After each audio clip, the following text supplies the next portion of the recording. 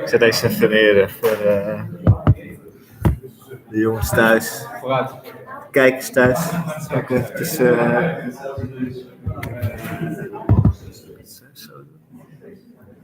Misschien een stukje verder weg.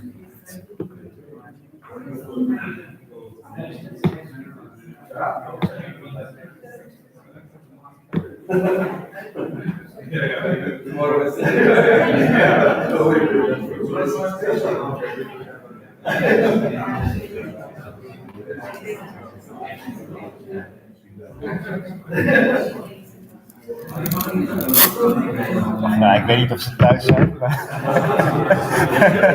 Dat weten we nooit.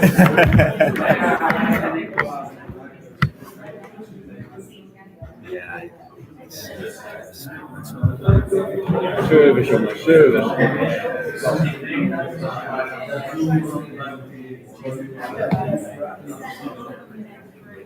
Okay, you probably know that Jeroen won't be present today.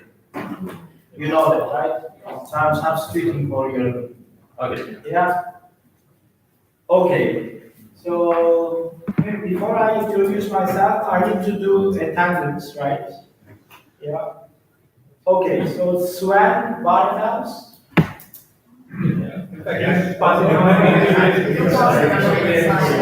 Oh, you remember that? Okay.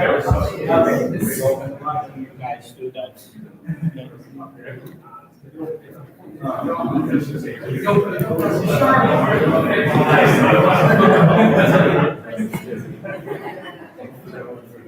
Okay, so you probably won't see me ever again. But just in case, wondering whoever the hell this guy is. My name is Tanju Mazer. I'm in the same department as Jeroen Lichtering. My title is I'm a professor of financial institutions, markets and regulation. And just to give you a bit of history from a different century, I did my PhD at NYU.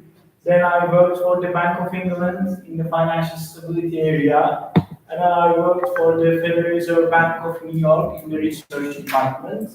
And since 2014, I'm teaching at UBA. Okay? So any questions about myself? No? Good. So Jeroen told me we are going to do chapters 7 and 8. Right? Okay.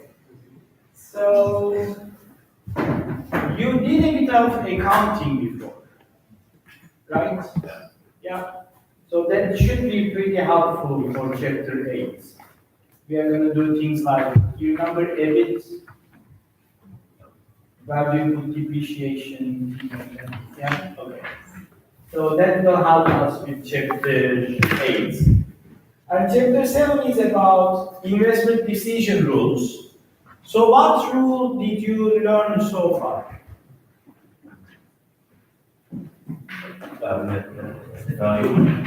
You learned NPV, right? Net present value.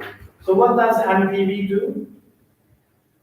How do we decide on, if I tell you the NPV of a project is minus $10 million, you don't take it.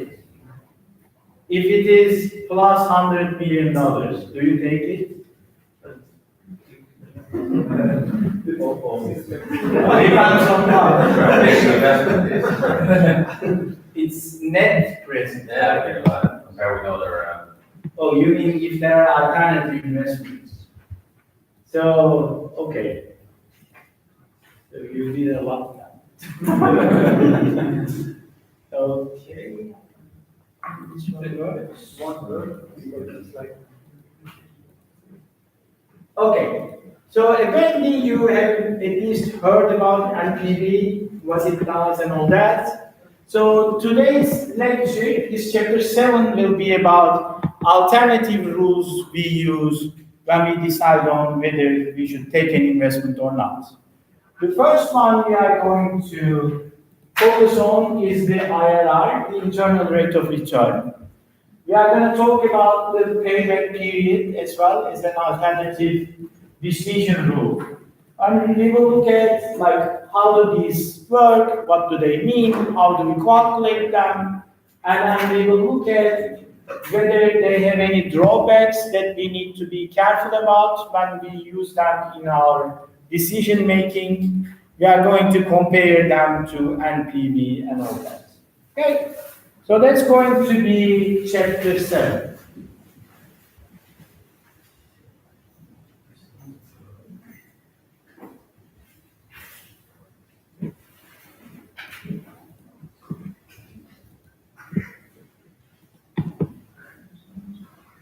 Okay, so have you heard about IRR before?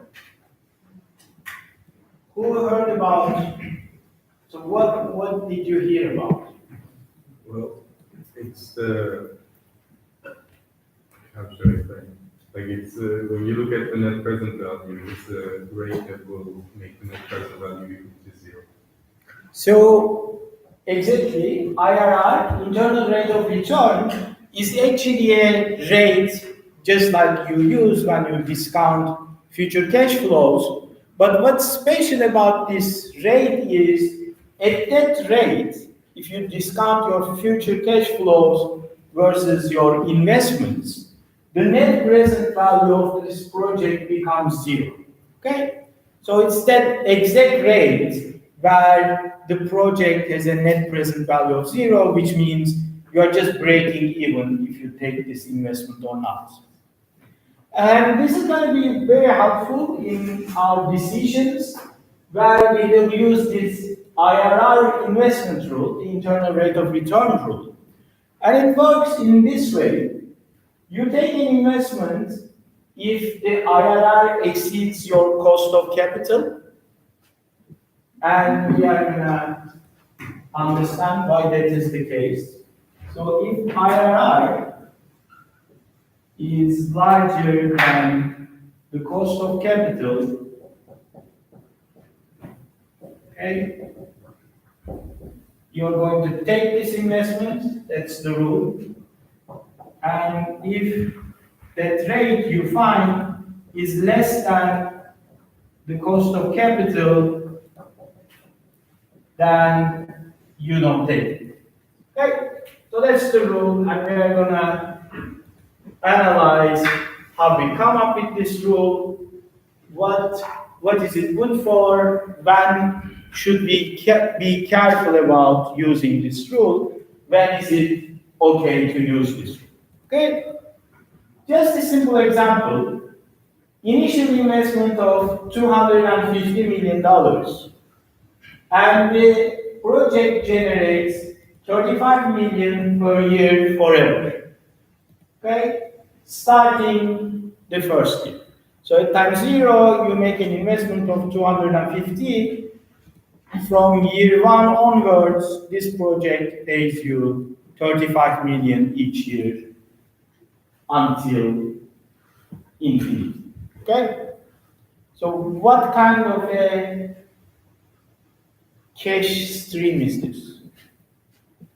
What do we call these things? It's a perpetuity, right? It pays something forever. It's a perpetuity. And assume that the opportunity cost of capital is 10%. Would you take this project?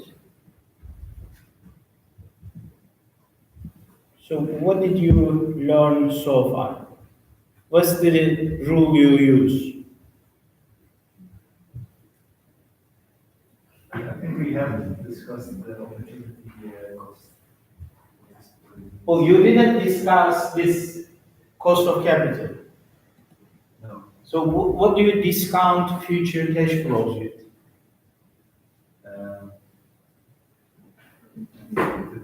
It's the interest rate. Yeah, exactly. It's exactly that rate. Yeah. So let's say time 0, time 1, and then time one there is $100. So how much is this worth at time 0? How do you calculate that? Exactly. 100 divided by 1, the interest rate, right?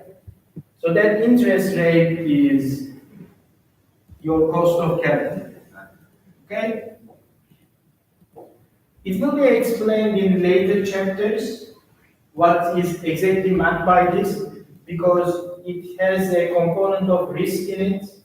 So if a project is riskier, if you land to that project, you demand higher returns.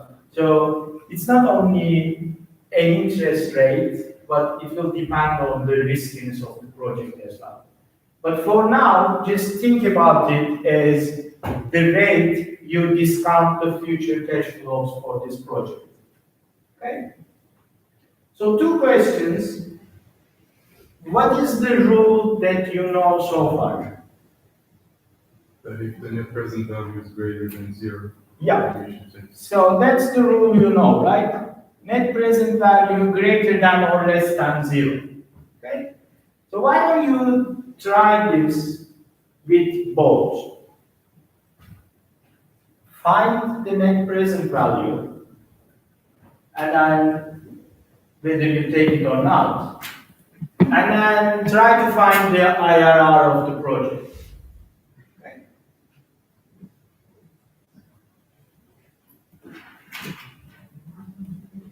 You know how to do this. Yeah.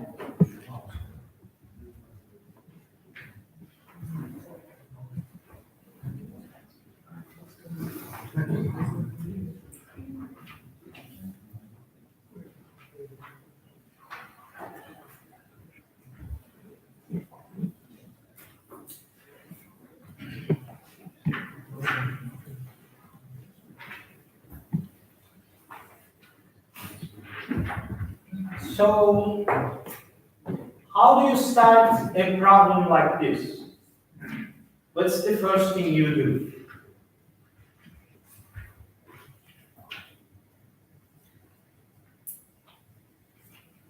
You draw a timeline. That's the first thing you do. And it's very helpful because even if you don't know anything how to solve the question, you can just draw the timeline. You're gonna get like 2-3 points in the exam.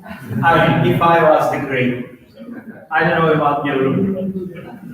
So draw the timeline. It's guaranteed 2-3 points. Okay? So time 0. What's happening in time 0? Minus 250, right? And after that,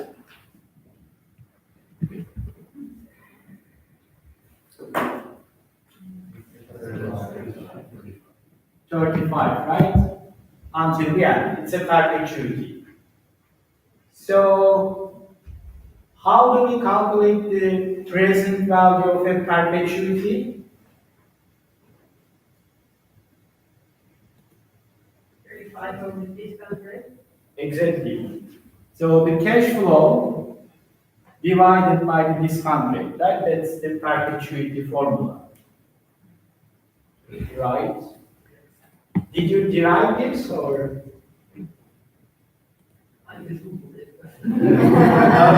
But did you do how you get this formula? It's in the book. Okay. It must be somewhere, right? It must be somewhere. Yeah, okay. The NDR is pretty nice to you guys. So I derived this in my class.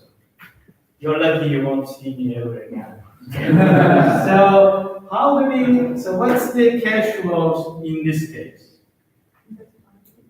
35 divided by. That's the discount rate, right? So that's gonna be 350, right? And what's the net present value?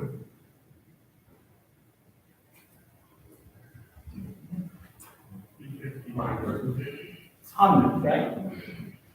So So do you take this project if you use the NPV rule? You take it. Okay, that's good. Now, how do you calculate the IRR of this project?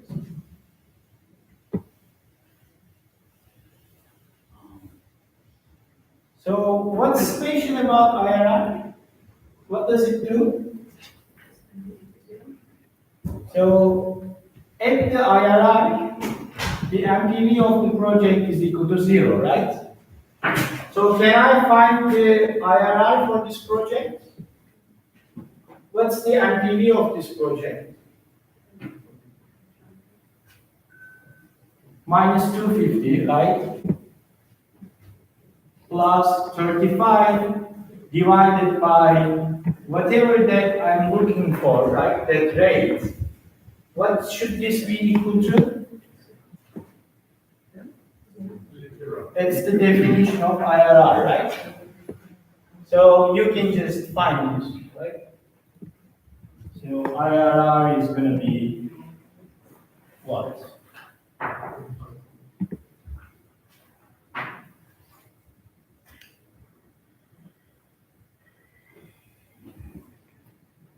Is that right? No, it's not.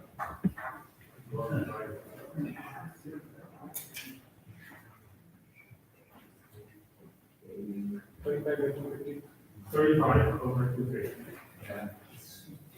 0.4. Right? So, if you just literally use the IRR rule, would you take this project or not? Why? 40 is greater than Yeah, so your IRR, which is 14%, is greater than your cost of capital 10%. So if you use the IRR rule, you should take this project as well, right? Okay. Is that okay how it works? But what is the logic behind this? So Project generates more money than you invest. So your cost of capital is 10%, right? So if you are discounting stuff at 10%, you would get something positive because only at 14%, if you discount the future at 14%, this is a break-even project. So if your cost of capital is anything less than 14%, it means that money in the future is valuable, right? So that's gonna make your NPV positive. So that's why if your IRR is greater than your cost of capital, you should take the project. And if your IRR is less than your cost of capital, you shouldn't take it. Okay? Is that fine? Clear? Yeah. Okay, so here is the figure that combines the NPV and the IRR. And on the vertical axis, we have the NPV of the project for different discount rates. And as you can see, the project is a break-even project at 14%. It's where the NPV is equal to 0. And at your cost of capital 10%, it has positive NPV. And for rates higher than IRR, it has negative NPV. Right? You can see the NPV rule as well. If your cost of capital is less than IRR, the NPV is positive, so you should take it. For rates higher, you should not take it. Okay? Is that fine how it works, the mechanics and all that? Yeah. Any questions? No? Has anybody used this rule at work or? Do you guys do any finance at work?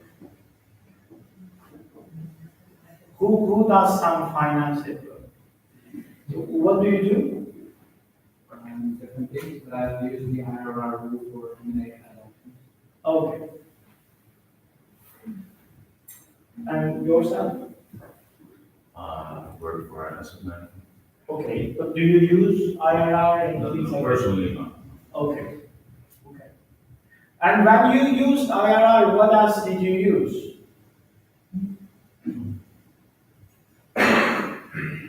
When you used IRR, what else did you use? What do you mean by that?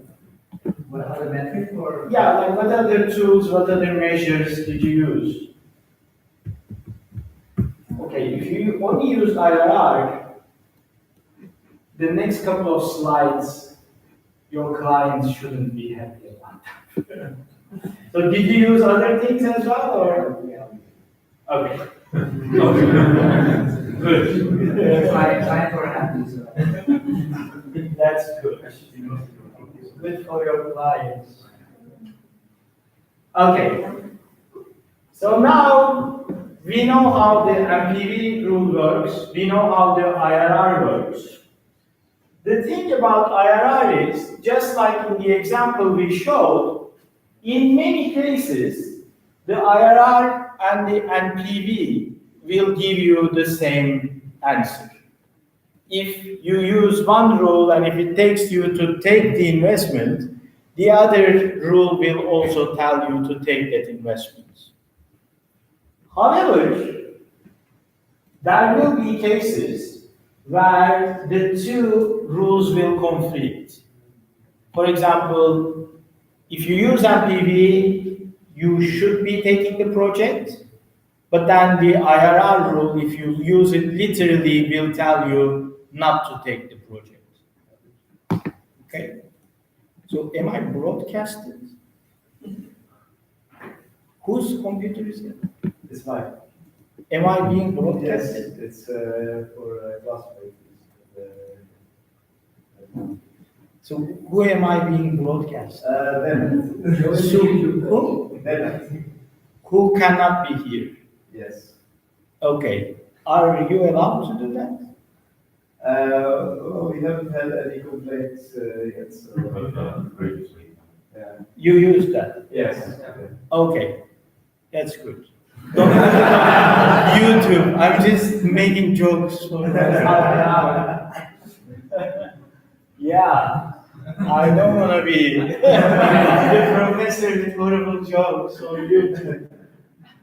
Okay. Anyways. Yeah, so the two most of the time will agree with each other, but there are cases sometimes they conflict, they will give you different results. One will say take it, the other will say don't take it. And then there will be cases where IRR will be very misleading. For example, you can have a case where there are multiple rates where the MPV is equal to 0. Okay? You can have 5% and 15% as your IRR, then it becomes very difficult to decide, right? Like the rule is like if there is only one IRR. And there will be cases where there won't be any IRR.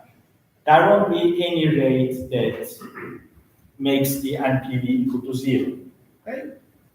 So in those cases, and we will have an idea about when those things can happen, in those cases, it is better not to use the IRR. You should just be using the NPV. Okay? Your clients. Okay. So then you have multiple IRRs. When do we have multiple IRRs? I will show you examples. Okay. So what does, like all these cases I talked about, where IRR will give you misleading results.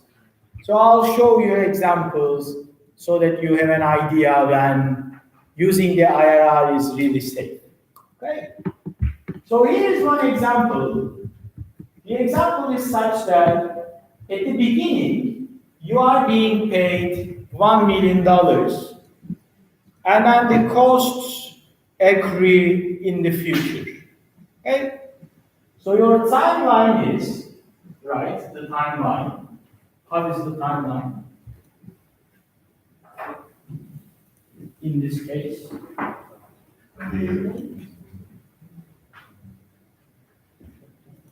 what's happening in time 0? You get 1 million, right? It's a positive, right? You get it. And then what happens? So for 3 years, you make an investment of $500,000, right?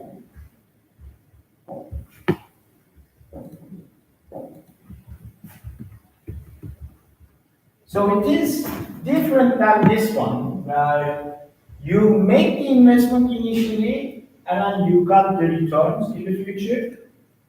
Whereas in this case, you get a return in the beginning and then you make the investments in the future. And an example for this could be, for example, this is from your book, somebody makes an agreement with a publishing company, so they are going to write a book. So they get an upfront fee of $1 million, but then that means they are going to devote 3 years to write this project, and then the opportunity cost of each year to this person is $500,000, because he could be doing other things with his time. Okay? So in this case, would the IRR rule work? So we know that it works in this case, right? But the question is whether the IRR would be a good rule in this case.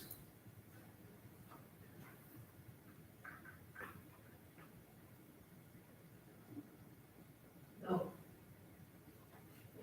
Exactly. When does IRR not work?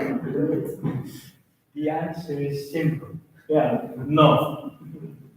But why doesn't it work? So what's the intuition? So in this case, is high interest rates good for this project or not?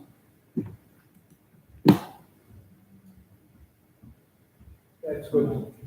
It's good for this project, the high interest rate. Yes. Who agrees with that? So for this project, where you make an initial investment, but get your returns in the future, would you prefer high interest rates or low interest rates? Low interest rates, right? Because you are getting your money in the future. Low interest rates mean the money in the future is still valuable today, right? So low interest rates is good for this project. But how about this one? If this is your project, would you like low interest rates or high interest rates? High. Why? Because they have money, present value of money. So you get 1 million today, and you're going to spend $500,000 tomorrow, but if the interest rate is 100%, which happens in some parts of the world, I can tell you stories. So this is only 250, right? If that's the rate. So that's great. You want high rates. So what happens is, in the first project, if you draw the NPV versus the discount rates, the picture was like this, right? It started at positive NPVs for low rates, because you are receiving the money in the future, and as the rates go up, the NPV was going down, and then it was going down to below 0, right? Whereas in this project, if the rates are high, right, really high, that's good, because you are getting the money today and you spend in the future.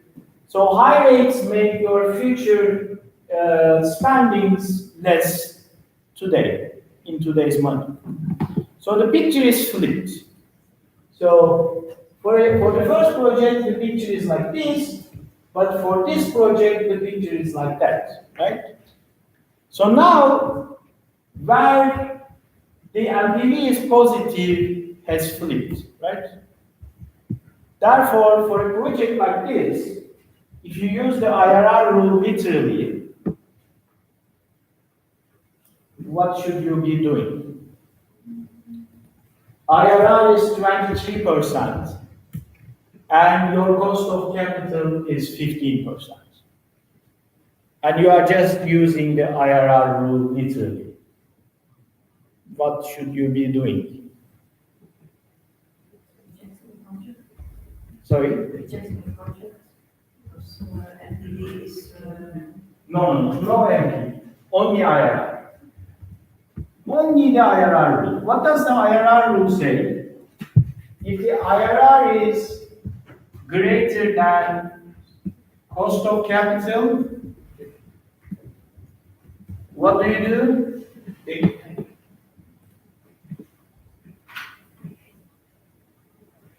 You take the project, right? That's what the rule says. And if the IRR is less than your cost of capital, what do? You reject the project. So why don't you use this rule for this project? IRR 23% and your cost of capital is 15%. What should you be doing? Actually, we should be taking. You should be taking this project, right? But you are making a mistake, right? You are taking a negative MPV project. So when we use the IRR rule, we should be careful that we have a pattern like this. Like the spendings are at the beginning and the revenues are come later. Okay? If it's flipped, if the revenue comes today but your spendings come in the future, then you exactly end up with this picture, and if you use the IRR rule, you are going to be making a mistake. Okay? Your clients. Yeah. Isn't it just easier because the return is not for you, it's for someone else, and in this case, the return is for you? That's the whole point, right? I mean, the returns are always for you, right? You always get the money, but it depends on Yeah, but the when you get the it. returns are positive there, and the negative there, so then I don't think they are for me, it's probably for someone else, right? But remember, all the positives you receive Yes, and all the negatives you spend. yes. It's a matter of when you do those. It's the timing that matters. It doesn't matter. It's in both examples. It is I pay this, I receive this. I pay this, I receive this. It's just the timing is good. I think what Sudesh is referring to is you could view this as sort of a loan, but in the first example, you are the lender, in the second, you are the borrower. So the gain. Yeah, I see. Yes, sure. You can make an example like that. Yeah. Here, you are the lender, right? You lend someone this much money, and then you receive that. Whereas here, you are the borrower, and you pay back the bank. Exactly. That could be the example as well. Yeah, exactly. It should be zero sum, right? Yeah. So, yeah, good example. Okay, is that clear? So when do we not use the IRR rule?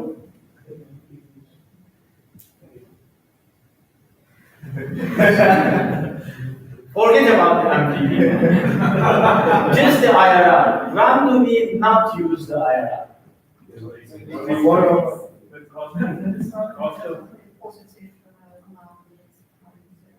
So if your like timeline is flipped, okay, meaning your positives at the beginning, your negatives in the future, you are a borrower, right? So if you are in this situation, don't use the IRR. Okay? So that's one example where IRR is not really good. Okay. How about this one?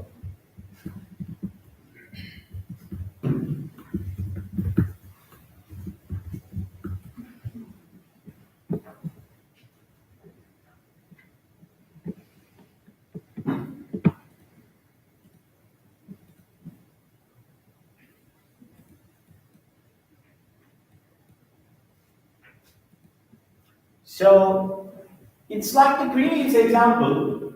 You receive something at the beginning. So this is you're the writer of this book. So you get some advance payment from the publisher. Then you devote 3 years of your life into this book, which costs you 500,000 each year. And then when the book is finished and published, you receive another 1 million, right? So what's happening here? Okay, this is good, right? We have a payment at the beginning. So this is not good. So positive at the beginning, negatives afterwards, and then a positive at the end, right? So if you, for example, calculate the NPV of this project and draw the picture, you get this U shape, right? Because you have some payments at the beginning, but payments at the end as well. So that just gives you not this nice, like either decreasing or increasing NPV, but as the discount rate changes, at the beginning the NPV decreases, but beyond some point it increases again, right? Is that clear?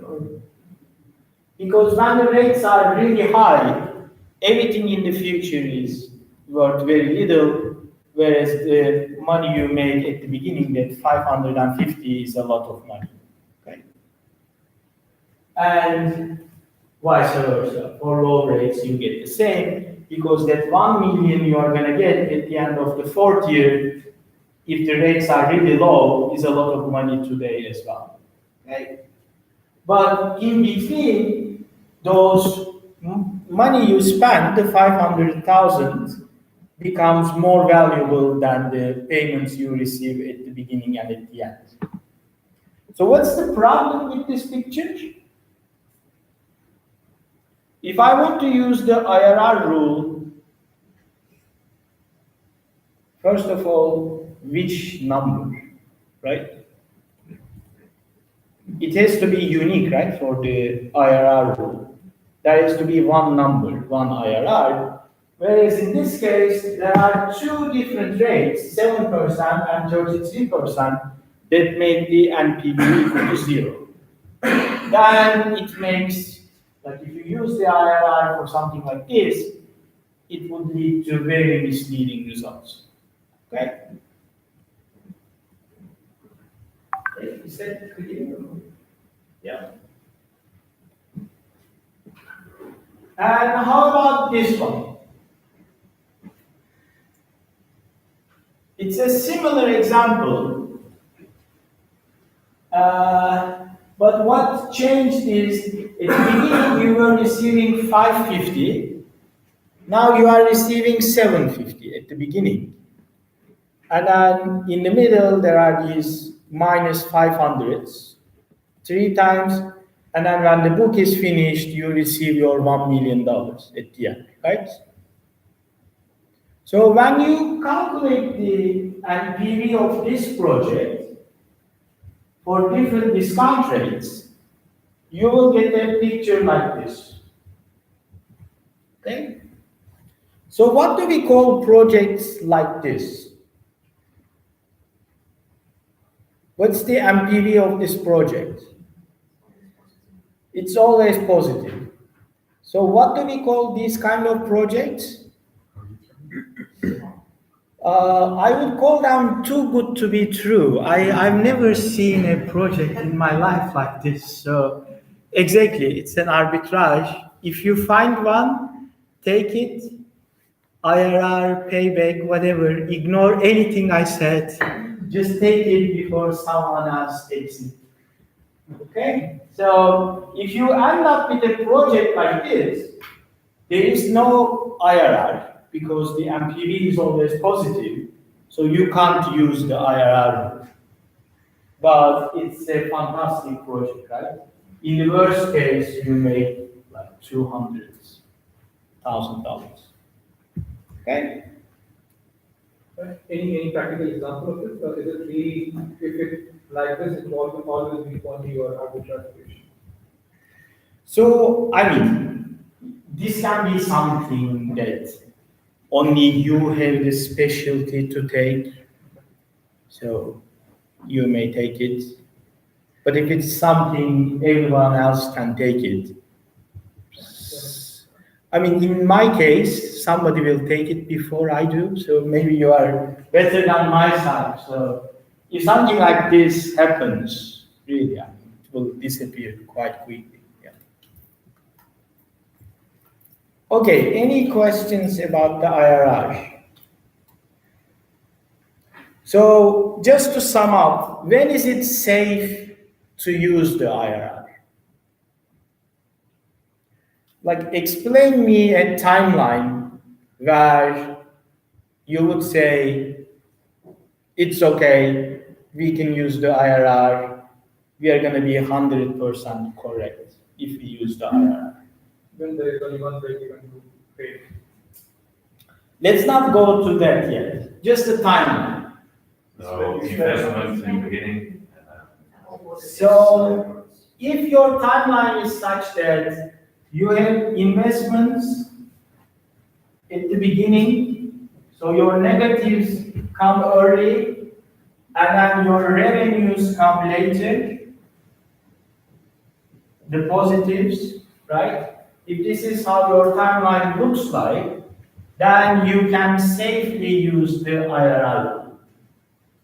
But anything else, for example, the negatives come later than the positives, first negatives, then positives, then negatives, then you have to be very careful about the IRR. It will most likely lead to misleading results. Okay? Fine? Yeah. When do you guys take a break? What's the date? Yeah. So we started at 6:30, right? And then we go until 10. Well, mostly till 9:30. The building closes at 9:30? 9:45? Then the building closes. Oh, they close at 9:45. Really? Okay. I mean, I'm new to this group, but I am really new for 4 years. How about we stop at 9? Then close. 9:45. We need to be honest. So we could start getting up. At 9:45. Okay. Okay, let's see. Maybe I finish early. Okay, you want to take a break now, or is it? How many breaks do you take usually?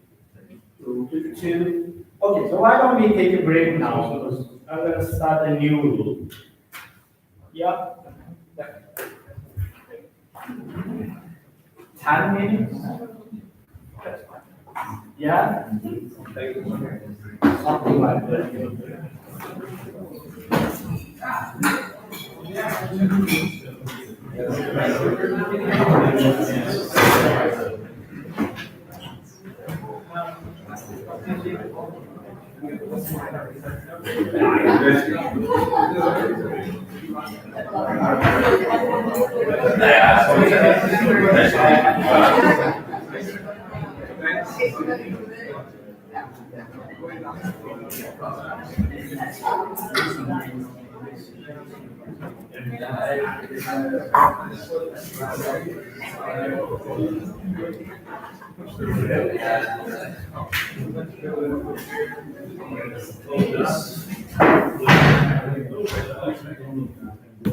So it's for the inside. It's like a. Je weet wel. Yeah. Ik denk dat So it was walk regular. It's something from you. nou moet je wel doen. That's all the rest. Ja, dat moet je denken. And the man. Ja, ik ben er niet. Maar ik ben niet wat je moet zeggen. Dan wil ik je niet zeggen. Kijk, man vindt er mij echt. Zeg wat we willen kijken. Is gewoon maar dat heb je niet. It's still like. Met de vis daar weer. Ja. Cool. It's still. Yes. Komt er nog twee? Ja. Je kan doen.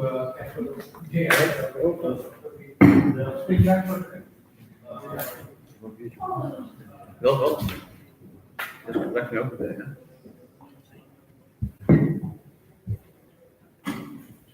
Nou. Ik denk dat we wel.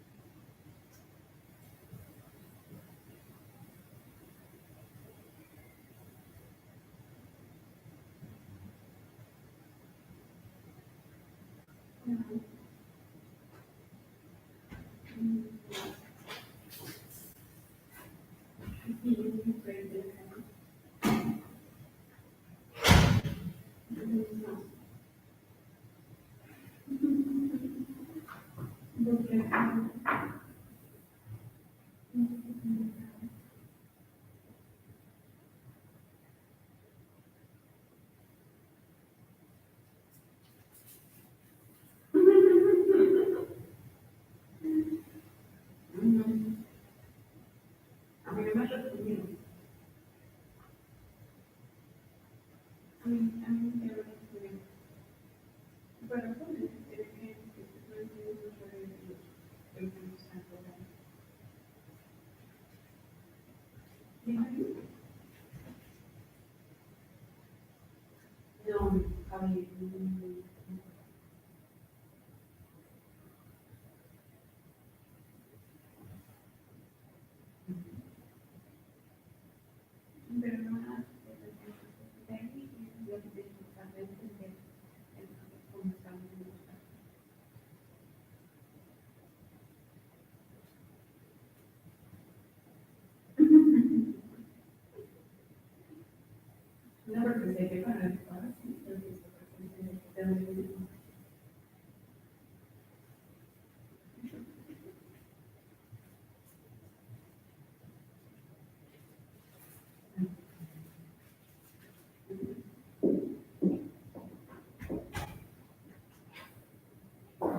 No puede, simplemente tienen.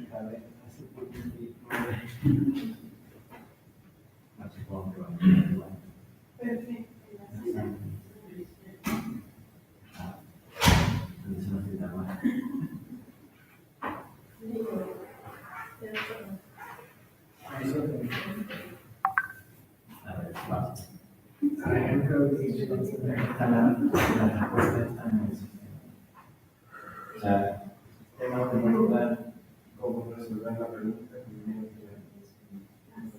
Sí, con la cual este cada vez más sorda y está. Yo tampoco creo que esté sorda.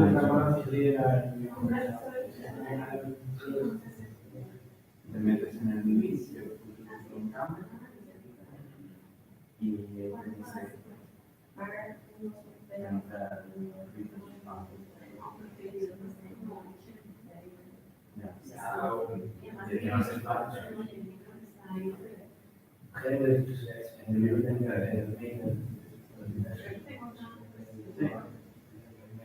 después hay un tipo que es una forma que está en el proceso.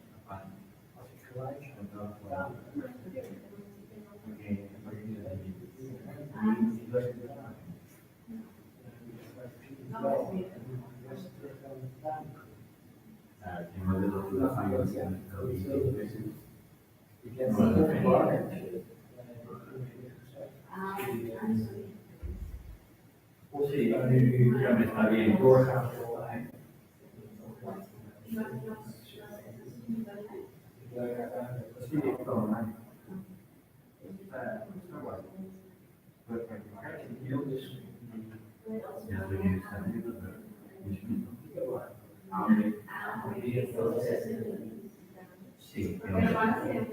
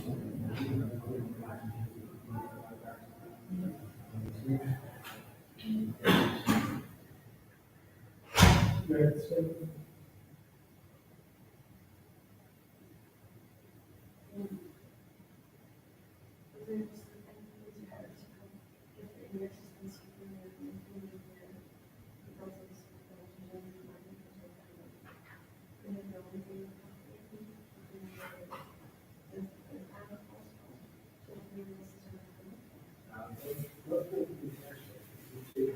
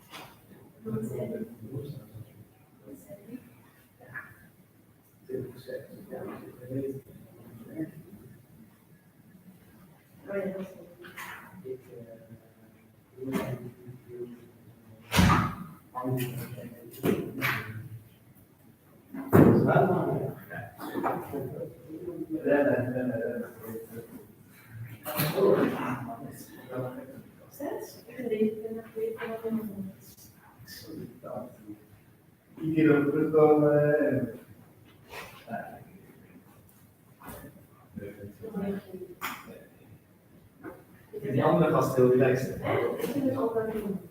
Oh, nou heb je gold edition gekocht. Nee, gold edition gekocht. Nee, dit is ook weer. Ja, ik zag nu op de app. Ja, dat is eentje staat op de core. Core, ja. De core. Ja, die heeft ook. Want ik ben vrij, hoe zeg je dat, het was vrij hard toen ik jou ding voorbij gekomen, want die mooie komst van die shit. Ik had niet helemaal zeg maar, nu verhoudingsverschil. Ja, nee, want ik had dus een nummer en D had een ander nummer, maar D had dus het verkeerde boek. En toen kwam Pieter met weer een ander iets meenemen. Maar Ik had het goede boek, alles goed, maar ik had niet die gewoon niet op de. ja, maar die hebben zeg maar twee ISBN'ers, dus ze hebben hetzelfde boek, alleen doet de andere ISBN met een sticker, daar staat het nummer op. Op de buitenkant van het veld is het hetzelfde. De onderkoek van kiezen, dus zonder een wet van finance. Dat kan dus. Ja, jij zit er. Ja. Kun jij bij mij dan op Dus ik kan wel meedenken. Dat is wel een ding. Hier denken. even niet drinken? Ik leg er maar heel voorbeeld uit, ik ben ook een andere regels.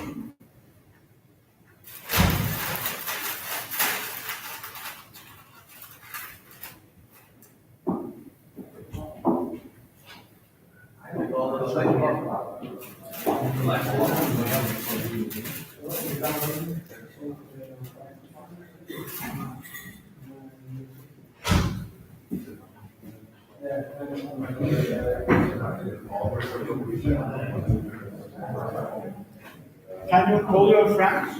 You should stand up. They are coming.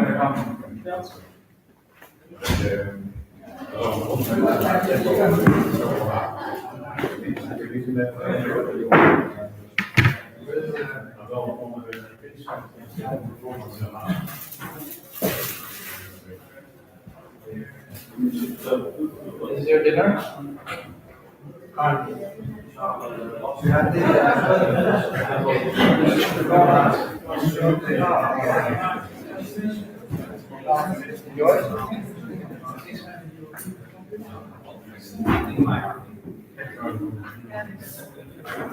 Lekker?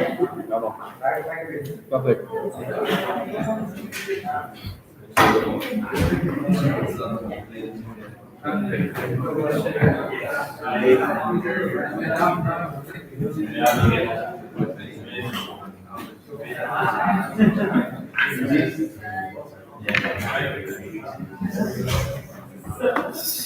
So,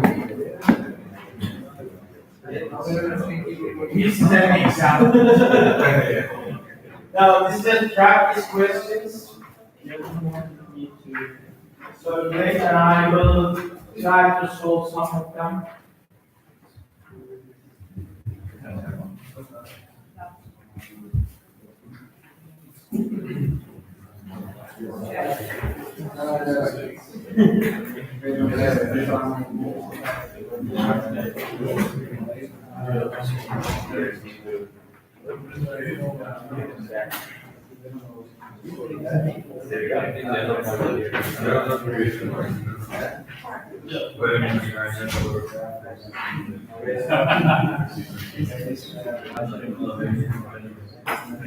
So you guys want to try question 1 and 2?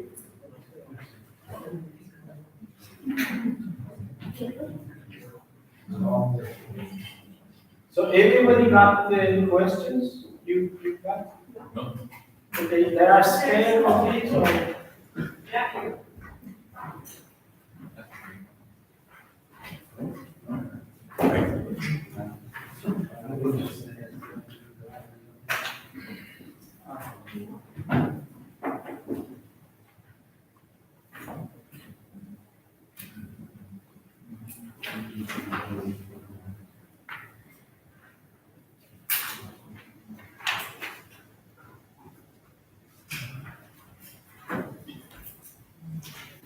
Okay.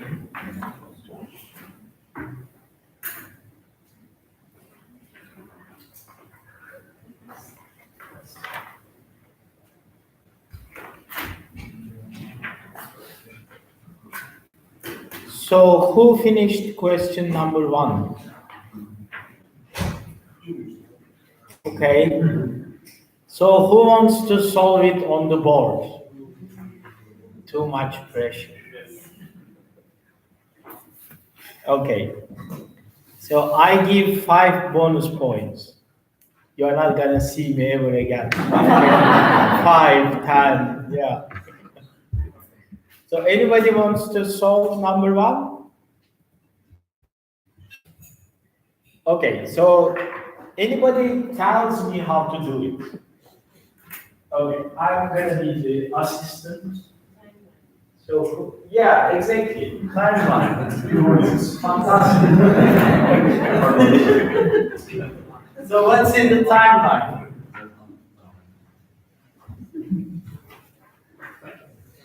What happens at time 0? Minus 100. And what happens in the middle? Nothing. What happens at time 7, year 7? You receive 500, right? So this is your timeline. So what should be the NPV of this project?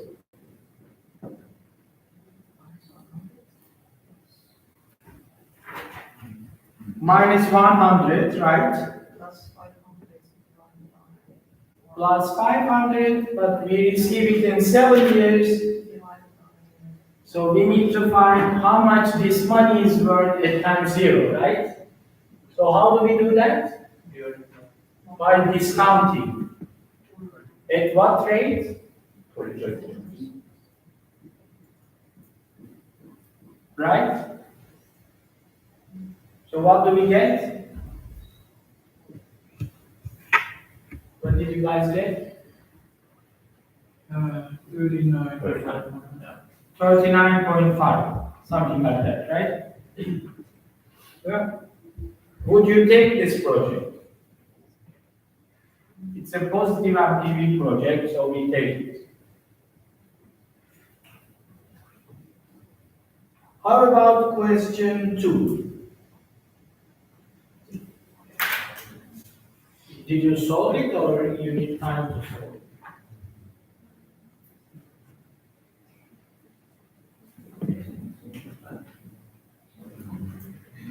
Question number 2 is the same timeline, right?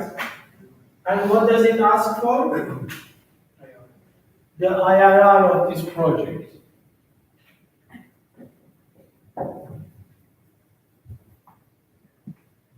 So what did you guys find? Anyone has an answer? Or so what's your answer? Will D is the answer? Yes. Because it's more than the cost of capital.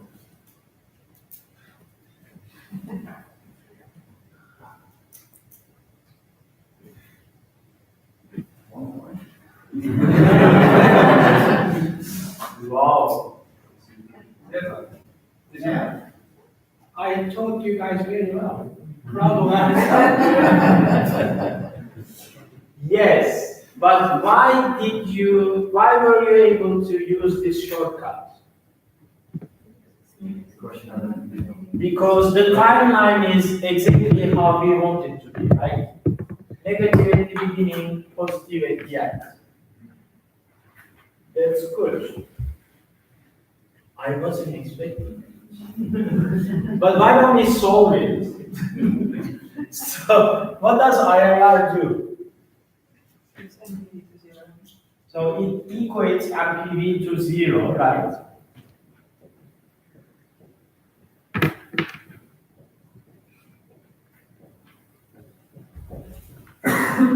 Right, that's what it does. And then how do I solve this?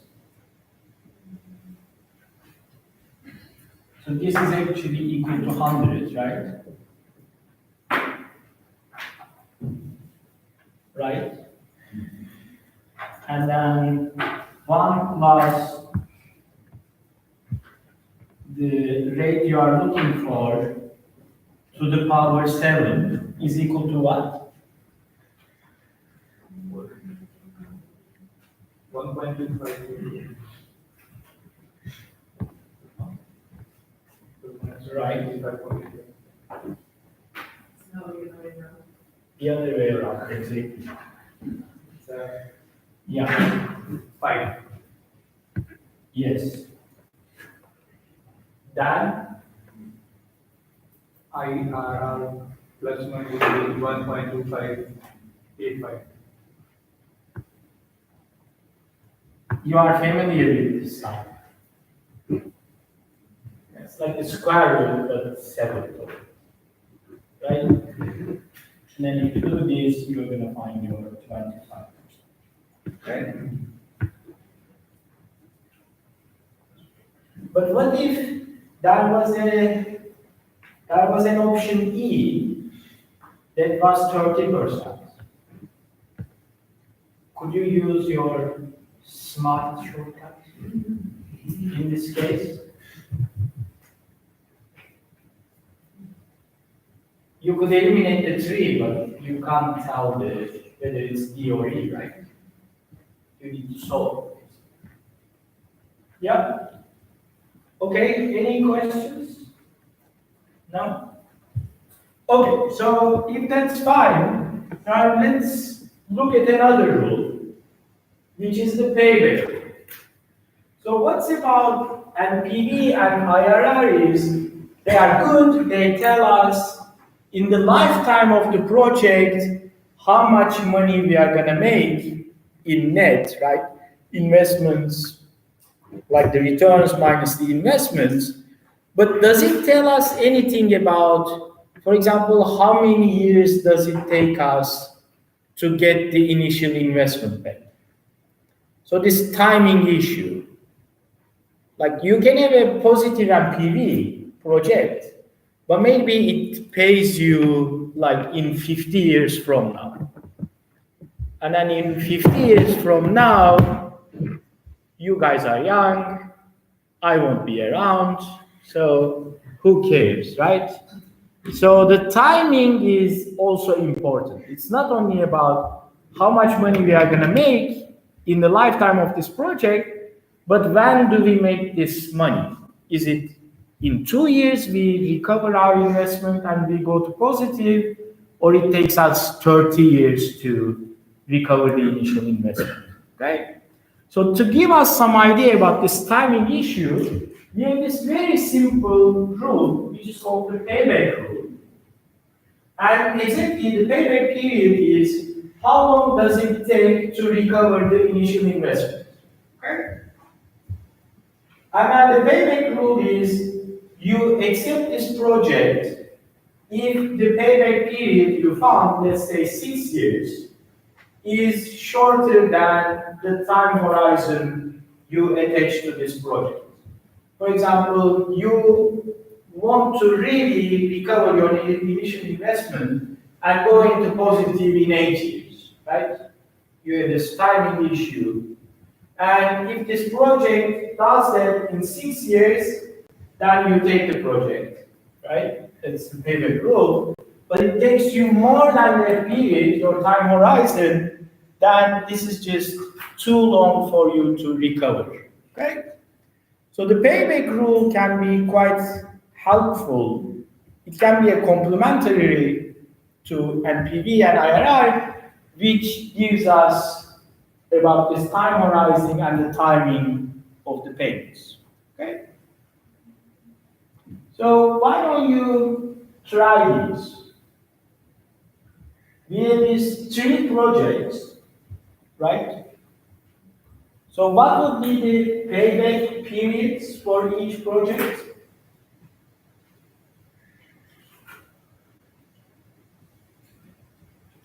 So how do we start the question? The timeline, the magic word timeline. So how does the timeline look like? So each have an expected life of 5 years. So you make an initial investment of -80, right? Project A. Can you see this? Right. Yeah. Right? And then what happens? 5 years of what? For project A. Right? And when do you recover your initial investment? After the 3rd year, somewhere between 3 and 4, right? This is for A. How about project B? 4 years, right? And project C? It's more than 4 years, right? So 35, 70, 140, something, 4 point something, right? 2. Right? 3. Okay? So the payback periods are such that 75, 3.2, right? Right? 3.2, 4, and 4.3. And if your payback period, if the time horizon you have in mind is like 5 years, would you take these projects using the payback? You would take that, right? But if your time horizon is like 4 years, you really want to go to positive in 4 years, what do? You don't take C, right?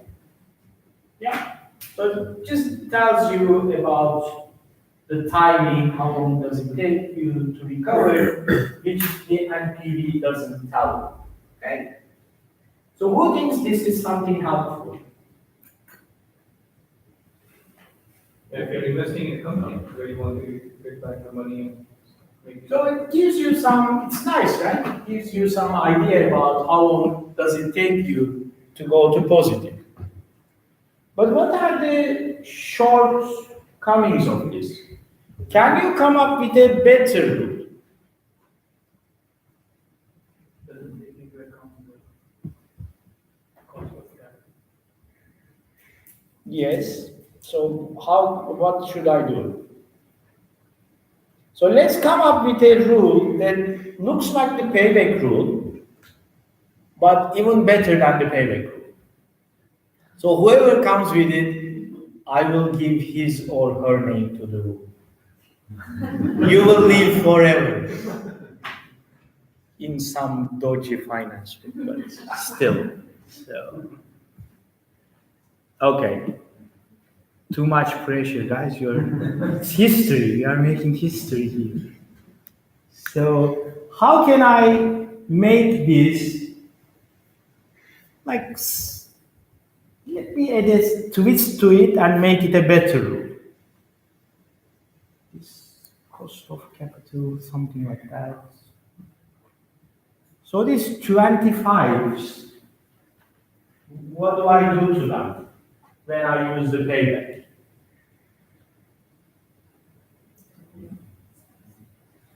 Discount. I don't know anything to that, right? But 25 in year 3, is it the same as 25 in year 1? No. So how do I make them the same? So maybe if I can like discount these, right? Find the present values and then look for when do I recover my 80. Is that a better rule? Yeah? So who came up with that rule? Yes, exactly. We are going to call it the MBA Big Data 2018 class from now. Okay? So one thing you can do is you can discount this stuff, right? So that's going to be like a discounted payback. So that goes to one of the shortcomings of the paybacks, right? There is no discount. So one shortcoming is there is no discounting of future returns. And what happens to payments after 4 years? In this case, do we take them into account? We don't, right? But one of these projects could be ending in year 5, but the other could be a perpetuity. So it can pay you forever.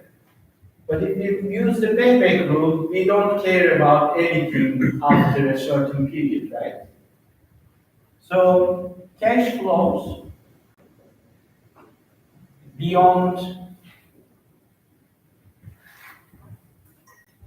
the payback periods are ignored, right? Right? Two shortcomings of the payback.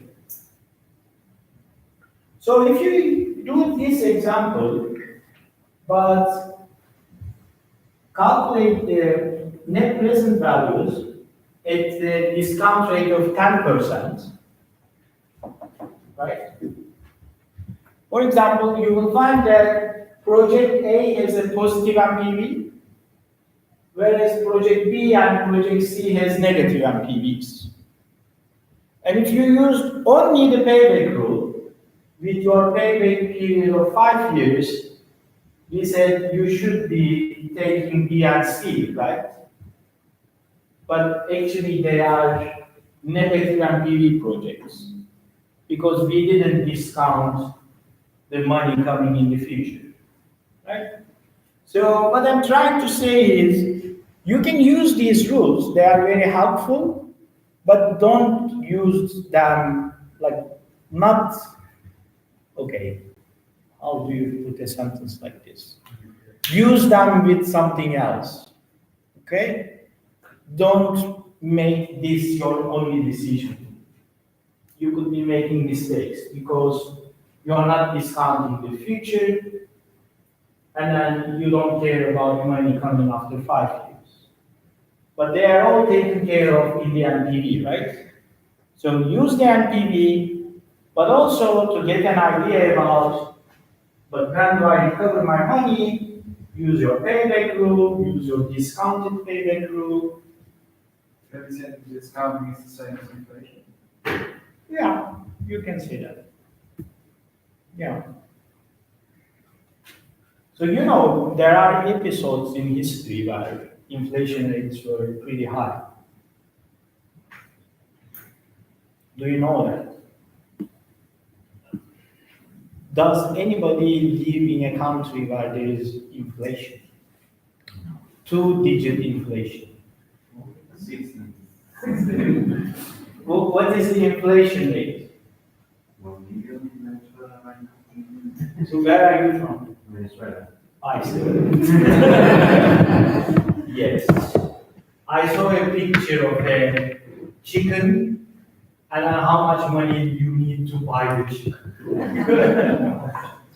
Yeah, I'm from Turkey, so pretty much all my life until I moved to New York was inflation around 80%, 100%. You get used to it. Yeah.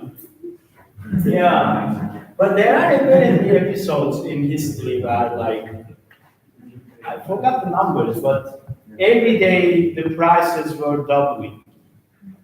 And then in the PhD program, I had friends from South America, like Argentina, and then the joke was like you order the food in the restaurant and you immediately ask for the bill.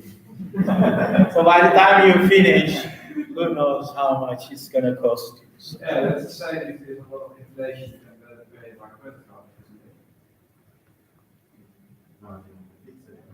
but credit card. because you only pay at the end of the month and then it's cheaper because of our inflation. Oh, I see. But then, I don't know. It's a 1,000,000%. Yeah, exactly. But then, who is the bank that's gonna do that for you? I mean, even if some bank does it, they won't last long, right? They will last for a month. Yeah, exactly. So it's a bit, yeah. The thing is, like, I used to go back to Turkey when I was doing the PhD, like once a year. And then you are stuck with these old numbers, and then you have this feeling of constantly being ripped off. Because you remember it was like 100 when you left, and then now it's 150, 180.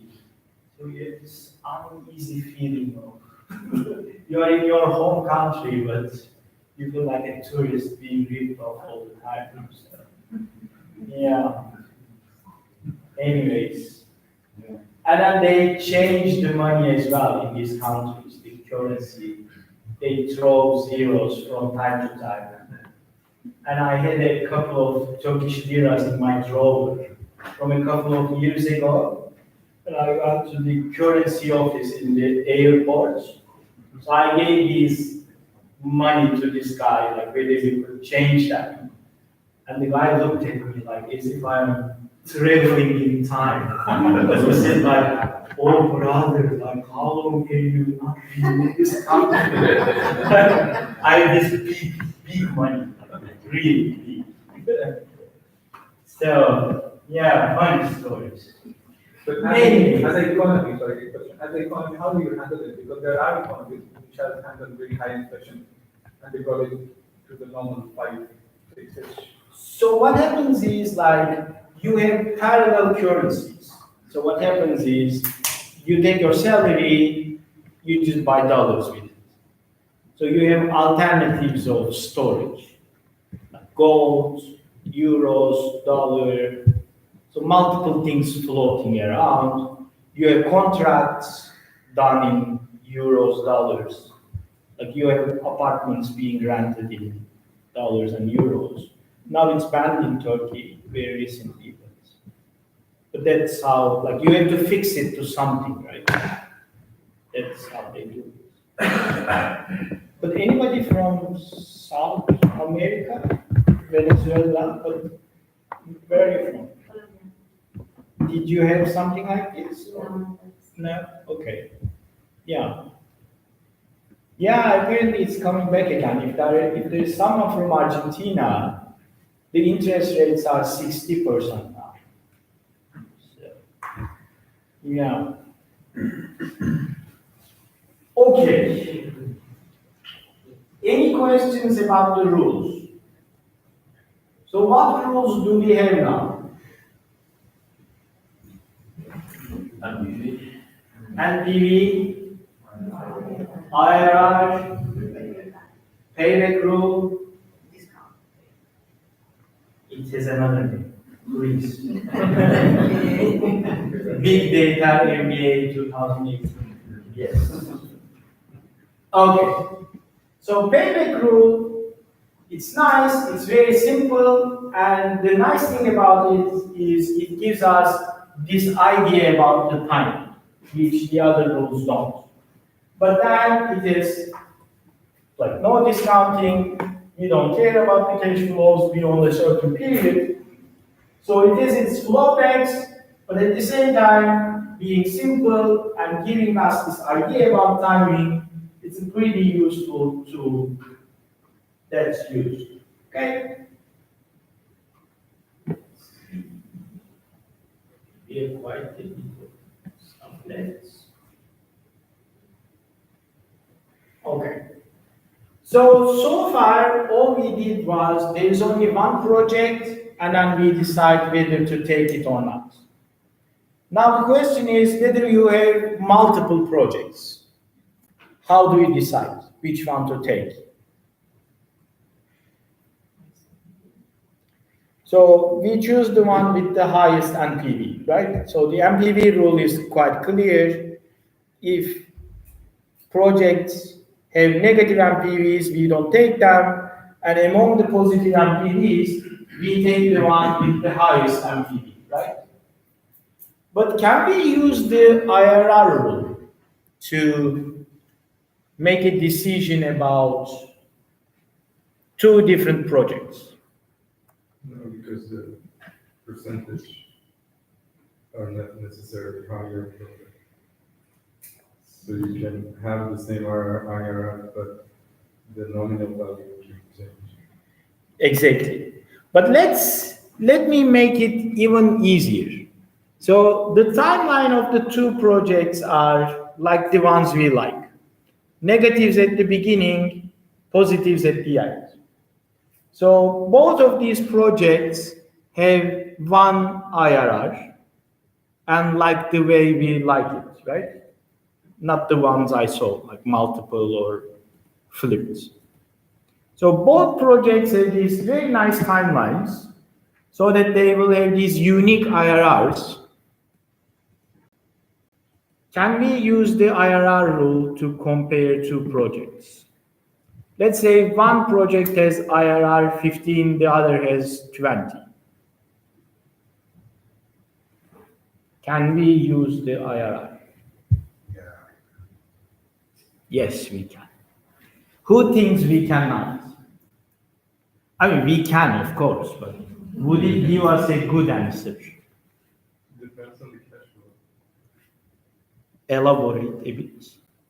Well, if one is like paying 100 now and getting 200 later, and the other could be like paying $1 million now and getting 2 million later.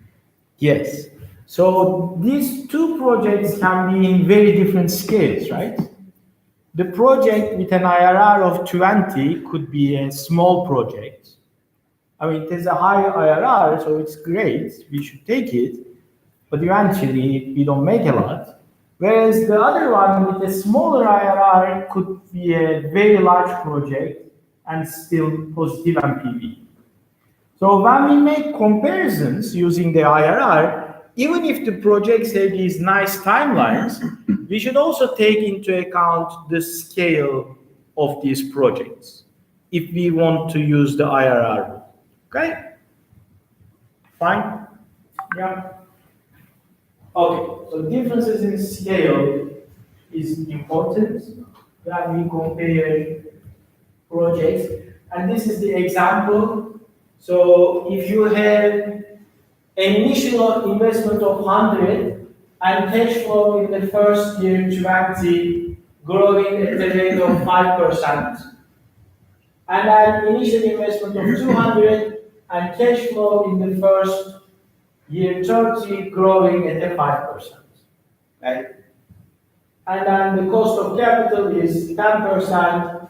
Which project would you choose?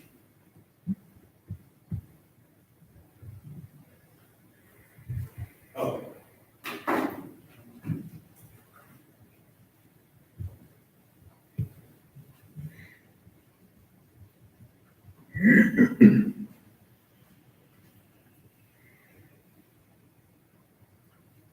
So, how do I start?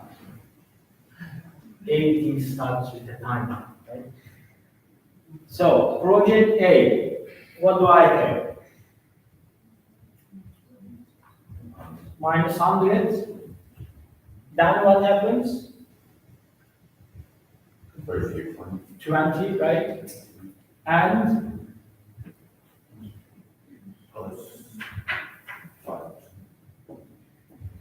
right? So what do we call things like this?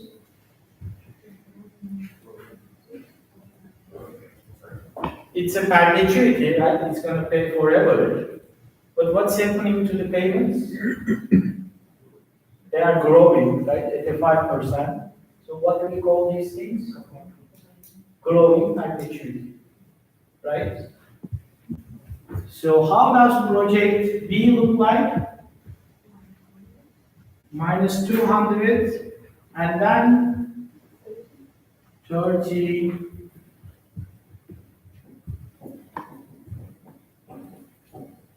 Right?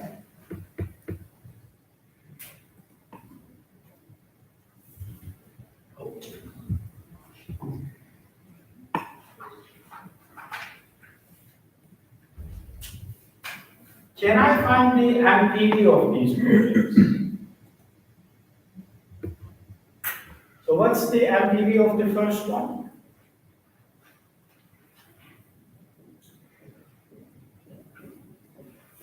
Right? And then what do I get? Growing perpetuity. The payment you get divided by your cost of capital, right? Minus the rate at which these things grow, right? So if you do that, you're going to find that this is equal to 300, and you do the NPV of this one, going to be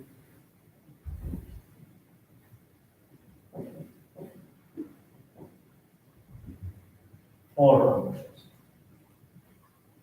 So which one do we take?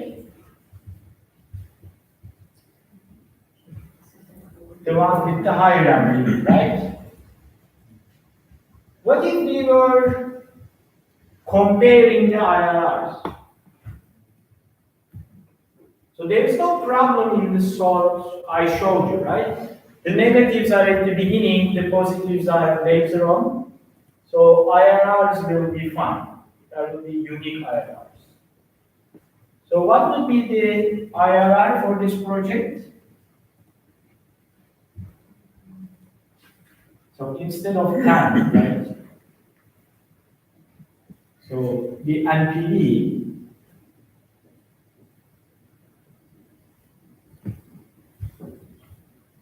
will be equal to 0, right? At the IRR. And if you do that, you will find that the IRR for project A is 25%. And if you do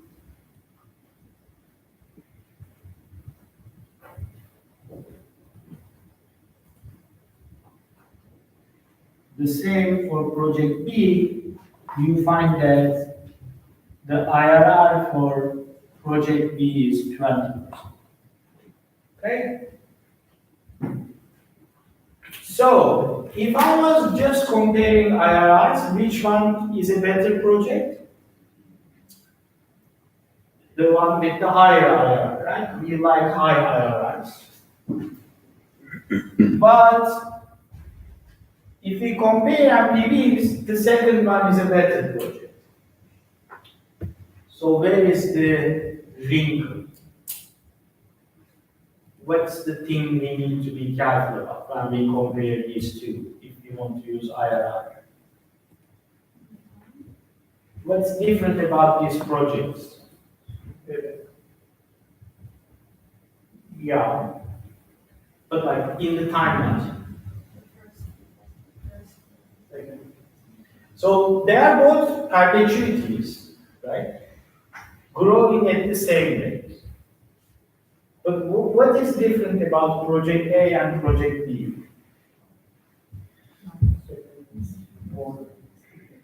Which one is a bigger project? The second one is a bigger project, right? Even if its IRR is lower, since it's larger in scale, as a result of that, the profits you make will be larger as well, right? This is just a bigger project. So the point of this whole exercise is, when you compare two projects, if you only look at their IRRs, you might be making a mistake because one project could be a much larger project than the other.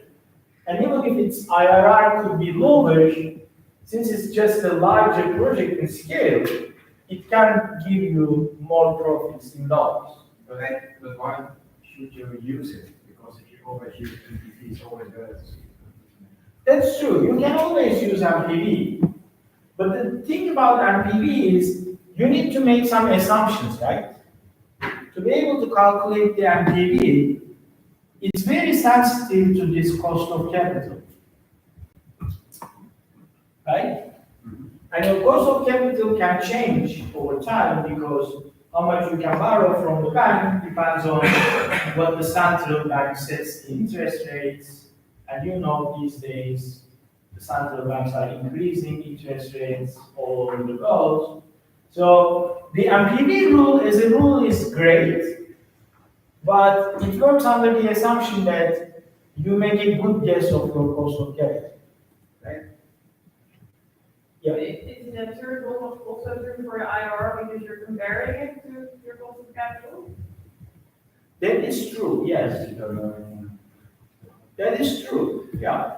It is. Maybe it gives you sort of a risk, saying it's only slightly higher than your cost of capital, and there's a risk that if you go. That's true. So, yeah. So, I'm going to talk about the sensitivity analysis, exactly. Like, the rule is a knife edge rule, right? If you are here, you do one thing. If you are there, you do something else. But the question is, like, how close you are to your cost of capital. So that's going to be the sensitivity analysis I'm going to talk about. Yeah. Okay, any questions? But is there a way to compare these two using the IRR rule?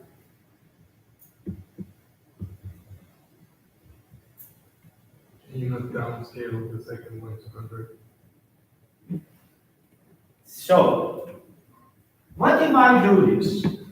The second project is a larger project, but why don't I look at the difference between these two projects? So what's like the incremental thing in the large project? The difference is I make a larger investment of hundreds, right? Compared to project A. So you can think of this as project B minus A, the difference between B and A. And what additional cash flows does this one return? 10, and then, right? Right? Now, what you can do is, you can go and use your IRR rule as if this is a project. And if the IRR rule tells you this is a good project, then it's fine. So basically what you're drawing is, you look at the difference between the large project and the small project, the additional size, and treat it as a different project, the incremental returns, the additional returns in B, and you can use your IRR rule for the increment, if you really want to use the IRR, okay, in comparing different projects.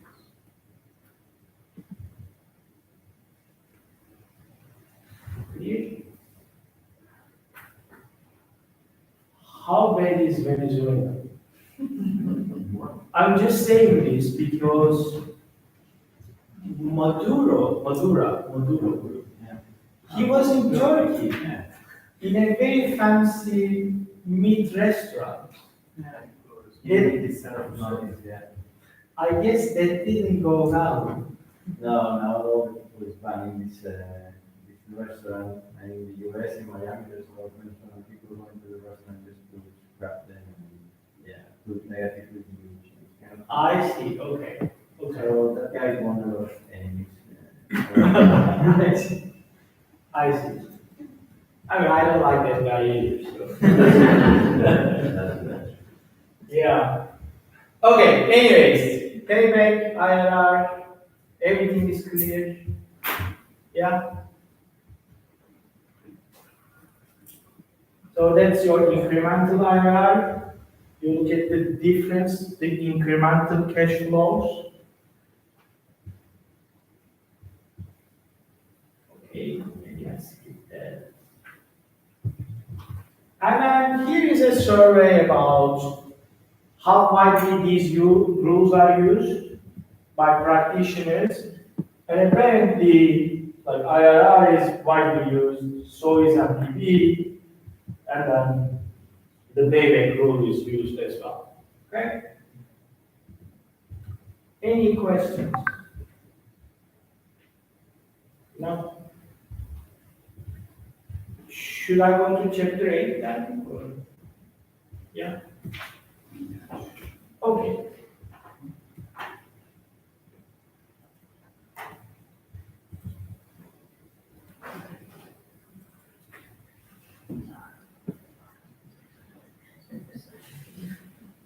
But, okay, so this chapter is like, we can really go pretty quick if you remember your accounting course.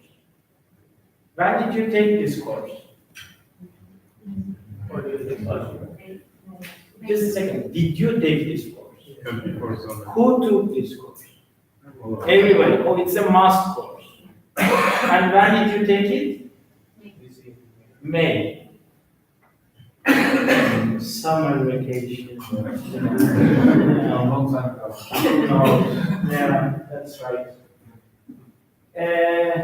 I don't know, do you want to take a break or what do you want to do? Or just go without a break? You want a break? Okay, let's take a quick one. Oh, you don't want a break? Who wants a break? I mean, the good thing can be, we can go quick and then finish, right? Without a break. Sounds good? Okay. I see a lot of peer pressure, so maybe somebody really needs it. Because one time I really needed a break, and I just couldn't take it. Yeah. Okay, so this is about, ultimately, we are trying to calculate these free cash flows, a concept I'm going to introduce. And then we are just using some accounting measures to look at like the revenues we get from sales, the cost of producing these things, how much do we pay for our equipment, the taxes and all that. We end up with these nice numbers that gives us how much money actually is coming to your pocket. Okay? So that's your free cash flow. That's where we are trying to head in this chapter. Okay? And then maybe as you see things, your memory may come back and who knows. Okay, so the chapter is about capital budgeting, which means listing the investments that a company plans to take. Okay? So did you do a case yet? Do you have a case? Like group case? Yes. Are you assigned one? Or not yet? Okay. So one of the cases I give in my class uses a lot of these things, but I don't know what year it is. So. And capital budgeting is the process used to analyze alternative investments and deciding on which ones to take. Okay? And we talked about incremental earnings when you compare like different projects, or when you already have an existing business but add new projects to it. What you need to do is to look at these incremental earnings, meaning these additional cash flows and costs coming particularly from this project. Okay? So that's what we are going to be doing. And let's start with this example. Okay? Who remembers what EBIT is? EBIT, what is it? Earnings before interest and taxes. Earnings before interest and taxes. How do we calculate it?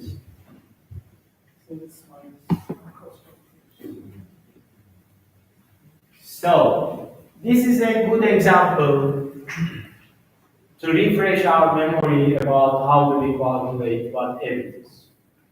Okay, so what does the example tell us?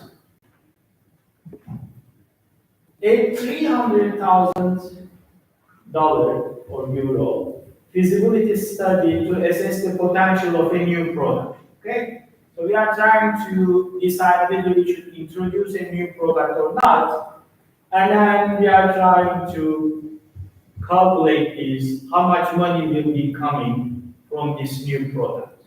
Okay. The project has an estimated life of 4 years. Okay.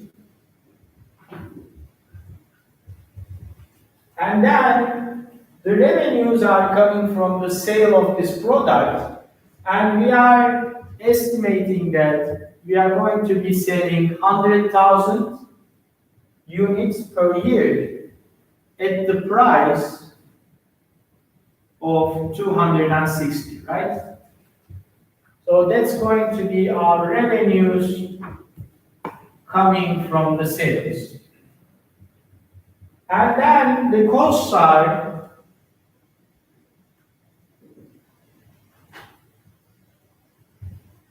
there is the unit cost. So we said we are aiming at 100,000 units of this to sell at the cost of 110. Okay? And then there is the R&D cost of 15 million.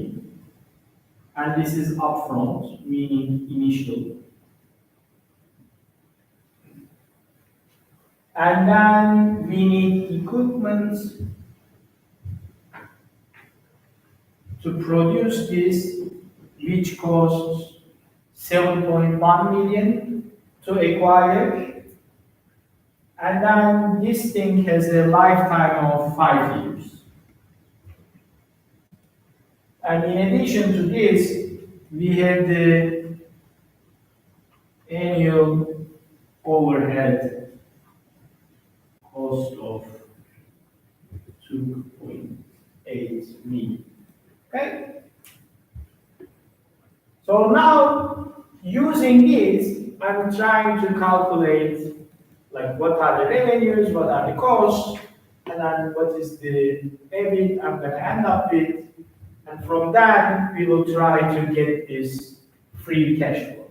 Okay? But let's start with something you probably saw before. Okay? So, what are the sales? How many units do I sell each year? 100K at a unit price of 260. So what's my sales revenue each year? So I should be making 26 million, right? And the project has 4 years. So the revenues from my sales should be 26. And how much is the cost of goods? How much per unit cost? 110. I'm selling how many? 100K. So how much? 11 million, right? So this is the revenue from sales. This is the cost of the goods I'm selling, right? And the difference is my gross profit of 15 million, right? And what other costs do I have? There is the overhead, right? Each year, 2.8 million, right? And then I spent 15 million for research and development at the beginning, right? And how much do I spend for the equipment to produce this? 7.5. But what do I do? If I say this is a 5-year lifespan, do I write just 7.5 or I do something to it? So it means it will lose its value over 5 years, right? Which means 7.5 divided by 5, so it's going to lose value of 1.5 each year. Okay? So that's your depreciation. And if you add these things up, you end up with the EBIT, earnings before interest and tax payments, right? So that's going to be your upfront research and development cost, and then the revenue you make each year, right? It's coming back. Who remembers? Who taught you this course? George. George the second. George who? Who? Oh, Greek George. Okay, then I know. There's only one Greek George. Yeah, okay. Okay, more importantly, did you learn this stuff? So he was a good teacher, this Greek George. Yeah? Okay, very good. Okay, so, but these are my revenues, right? What do I do when I make money? You pay taxes, right? So the income tax rate in this example is 40%. So how much tax should I be paying? So this is how much I make. I pay 40% of it, right? So I calculate this. And what happens to this one and this one? Do we always pay taxes? Yeah. In our case, yes. If you are Donald Trump, no. Yeah. Okay. But this is a loss, right? You make this first investment. So you can deduct this tax of 6,000. I mean, eventually you can deduct this from the taxes you are going to pay in the future, right? And the same is true for the depreciation in the 50 years. So that's why you have your positive 6,000 here and positive 600 here. And when you do these calculations, you end up with your unlevered net income. Okay? This has come back. You can do this. Yeah? Okay, so if you can do this, the rest is not that difficult actually. So the question is, like we are trying to get to this free cash flows, meaning we are literally interested in how much money comes into your pocket, how much money goes out of your pocket. Okay? But in this example, are there things that really don't come and go out of our pockets? We're just calculating them like that, but are they really money coming in and out?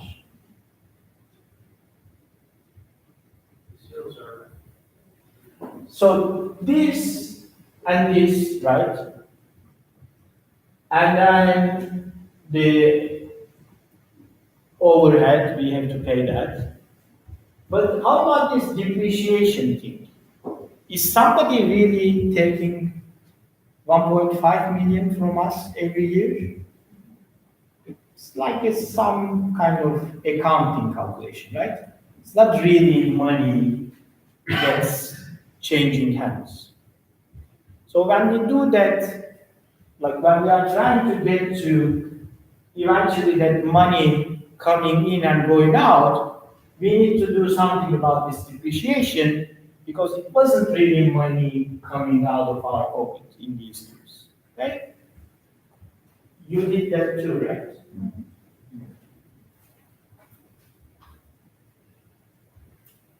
Okay. Then we calculated the income tax, EBIT times the tax rate, and then we ended up with the unlevered net income. That was the chart. This one. Okay. So, can a project have, like, we are trying to implement this new product. Should we just look at that product or could it have some effects on our existing products or existing line of business? Who said that? Yes, everything depends in life. Depends on what? That's true. So it's about whether we use the resources and allocate them to the new product. But also, when you introduce a new product, what happens to the sales of the old product?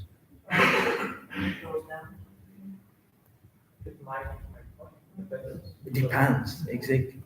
I think it goes down. Can it go up? Can you think of an example where the new product you introduce is so bad that people buy even more of the old product? Samsung?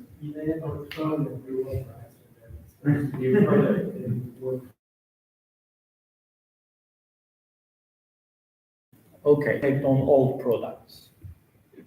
Okay, and it's typically a negative effect. For example, you introduce a better version of something, so the older version typically starts selling less and less, right? And that thing is called cannibalization. It is when sales of a new product displaces the sales of an existing product, right? So in the previous example, we didn't have anything like that, right? We introduced our new product, but we didn't look at what's happening to the old products.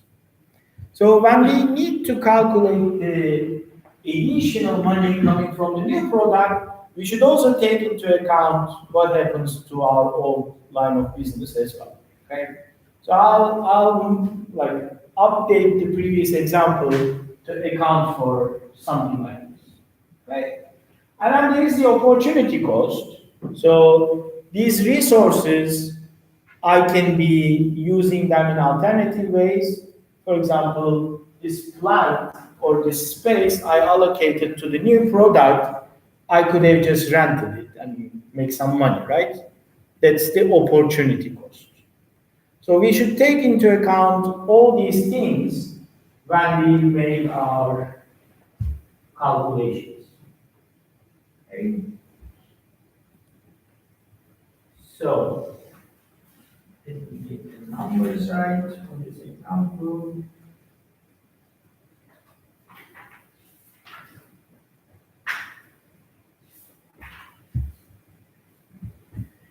So, the opportunity cost of introducing this new product is we could have rented the plant for $200,000, but now we are using it for the production. So that's going to be an additional cost, right? Opportunity cost. And after tax, that's going to be about 1,020. $120,000 foregone, right, after tax return. And then there is this effect on the old products. And in this example, 25% of the sales come from customers who were using the old products. Okay? So they will no longer use the old product, but they will use the new product. And the existing product that's going to be negatively affected has a sale price of 100 per unit and a cost of 60 per unit. Okay? And then 25% of the sales, which is 25K, will be coming from customers that were using these products. Okay? So we need to put into our calculations this money we are losing now from the guys who were using the old product, but also the money we are losing because we are tying the resources to this production as opposed to renting it. Okay? And if you do that, your calculations will be updated. So you need to put into your sales the amount you lost from the guys who were using the old product. Okay? So how much money they were spending for the old product? So 25,000, right? These guys will not buy the old one, but the new one. And they were paying 100 per old product. So now 2.5 million, right, in sales is lost. So it was 26, but now it's going to be 23.5, right? And you do the same for your cost. 25,000 times 60, right, was the cost of the old products. So your cost of goods was 11 million, but now you are not producing the old product, which is 1.5, costs you 1.5. So it's going to be 9.5, right? So this too is coming from cannibalization, the effect on the old product. And then this was 2.8, if you remember. But now you lose this revenue you could have got by renting this plant, right? Which is 120. So, which is 200, sorry. So this makes your overhead costs 3 million. Okay? And then you basically do the same. This is something you have done in the accounting, or these externalities on your existing products? No, you didn't do that. Okay. So the idea is exactly, I can't only look at the product I'm selling, but I should also be looking at its effect on my existing products, right? That's going to be the net benefit of introducing the new product, because it's going to hurt the existing products, right? That's what the example was about, basically. Normally, you would think that these effects will have more effect at the beginning than some first years. Yes, yes. Yeah, you would expect in the first year, maybe this is 50,000, and then dies down all the time. Yeah.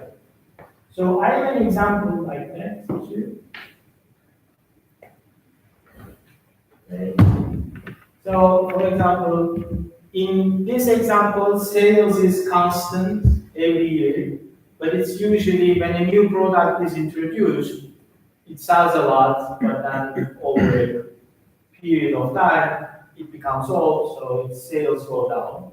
So sales change over time, the prices change over time, right? When a new product is introduced, it's quite expensive, but then as it gets older, you buy it cheap. So does the cost of production goes down. So you can add all these things into that Excel spreadsheet I showed. Okay? So for example, so what's changing in this example? You read this one. What is changing from the original example? So the original example is here.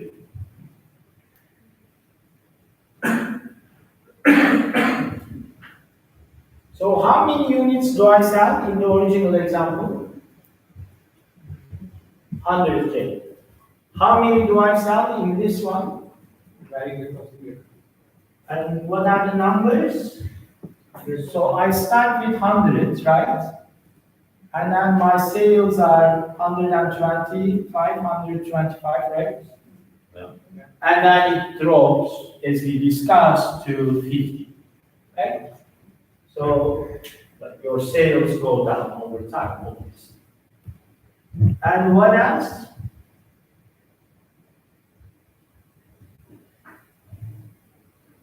What's happening to your production costs?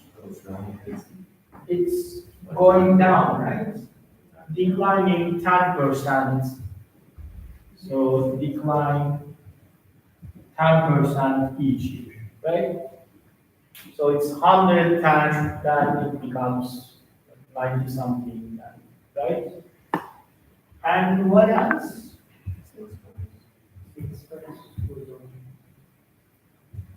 Where is this? Oh, I see, okay. Sale price is going up, going down, right? So this 260 also declines 10%, right? And what else? Your overhead is increasing 4% each year, right? So you guys know how to use Excel, right? You can just, yeah, exactly. Just add in your formulas and add all these changes to end up with, like, so initially it's the same number, but then you sell more in the second year, 125,000, but also you sell at a higher, no, you sell at a lower price, right? So you need to add all those changes in sales, but changes in the sale price, and also changes in the cost of production. And what else changes in this picture?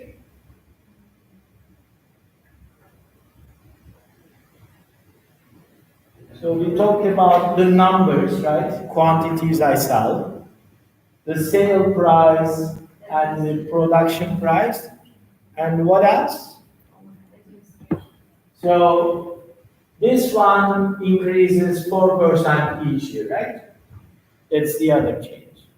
So these three lines change in there. Yep. So you can easily add all these things into your Excel spreadsheet. Yeah, any questions? No? Okay. What time is it? We have time, right? Okay. Now, as we said, what we are trying to get at is how much money, like actual cash, is coming in and going out of our pockets. So we came until here, right? Unlevered income. But we said that in this calculation, what wasn't money coming in and out? Depreciation, we just came up with these hypothetical numbers, right? It's not really, but we are not paying this each year. So we need to do something about that. right? To calculate the money, the actual cash we will have in hand. And then there is this capital expenditure of 7.5 million, right, at the beginning, which we didn't take into account. And then there is so what is working capital? Greek George.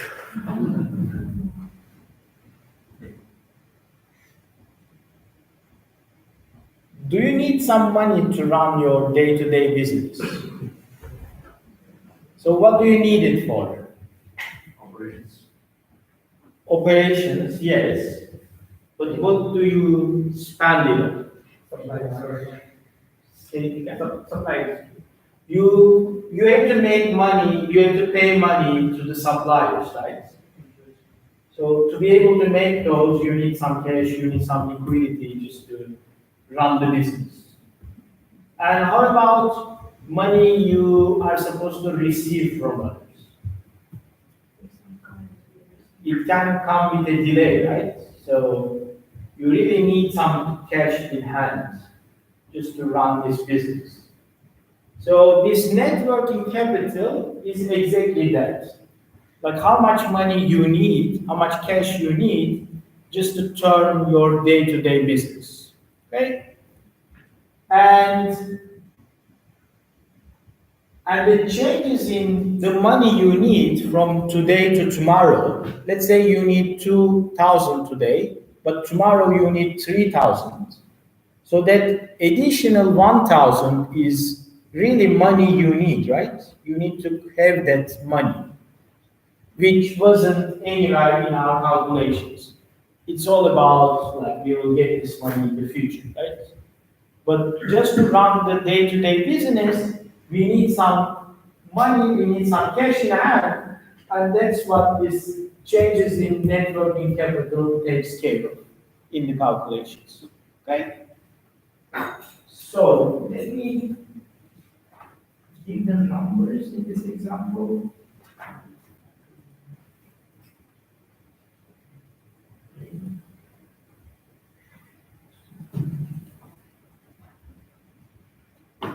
So your receivables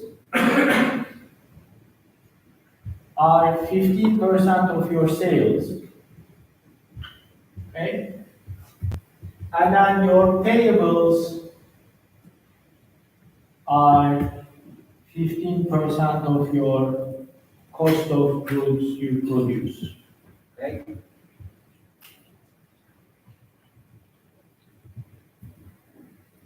Now, how do we calculate the net working capital?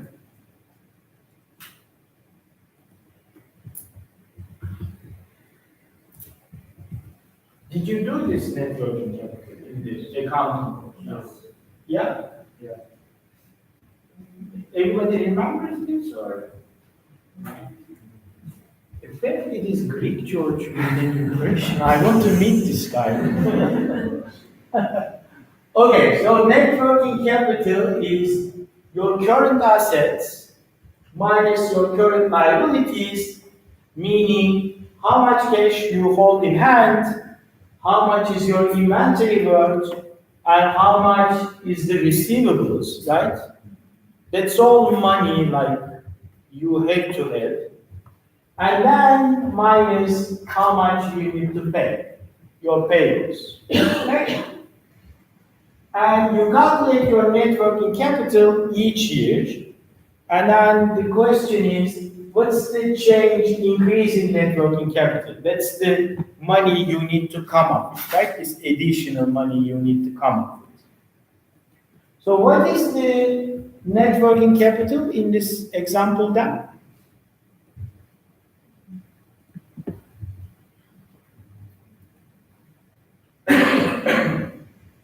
So it is 15% of your sales, right? Is your receivables. So I can just calculate it. And then 15% of your cost of goods is your payables, right? So we can just use those numbers to calculate the receivables and the payables, and then the net working capital you need. Okay? But what you need is not the net working capital, but the increase in net working capital, because that's the amount of cash you need to come up with, right? The incremental one. So what would be the change in net working capital? From this to this. So you needed 0, now you need 2,100, right? You need this much cash in hand. And then when you are done, you are holding this much cash to run your business, but now the business is over, so that's cash in your pocket, right? Yeah? Okay.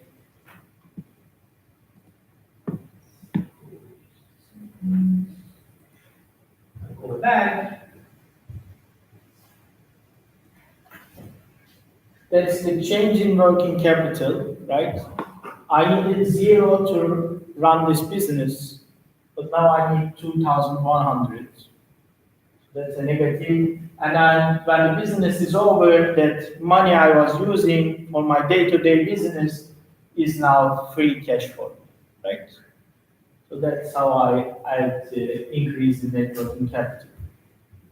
And then depreciation is something I subtracted, but that wasn't exactly money coming out of my pocket, right? It was kind of an hypothetical calculation.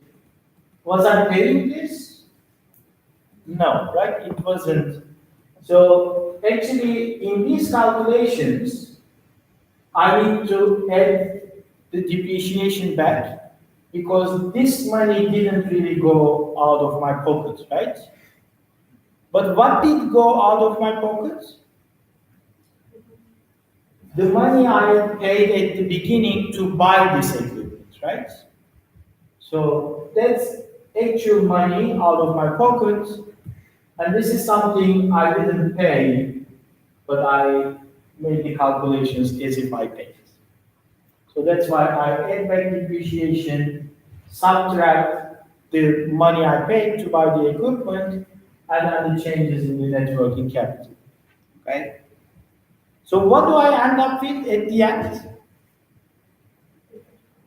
So what I end up with is called free cash flow. That's really the money coming in and out, like really money in my hands. Okay?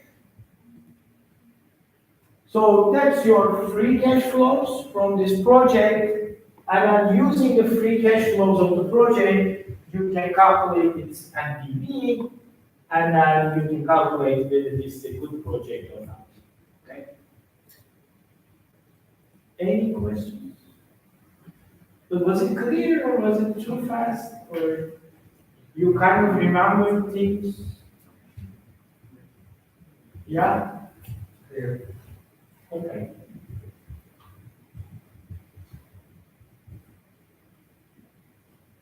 Okay. It's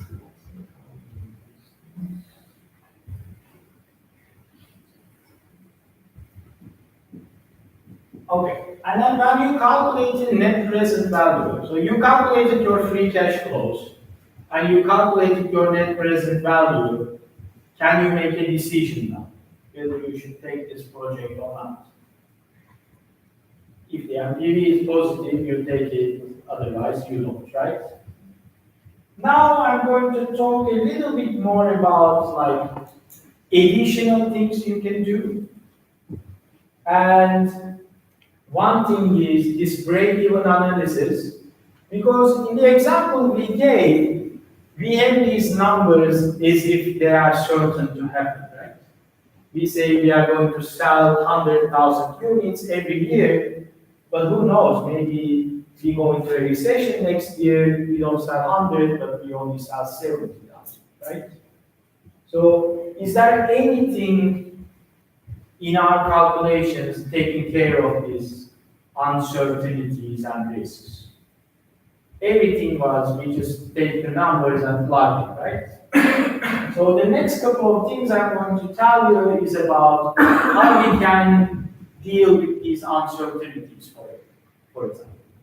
So what is this break-even analysis, which is, for example, how many units do I need to sell so that this project breaks even? The net present value is equal to 0. Okay? And what else can you do this model?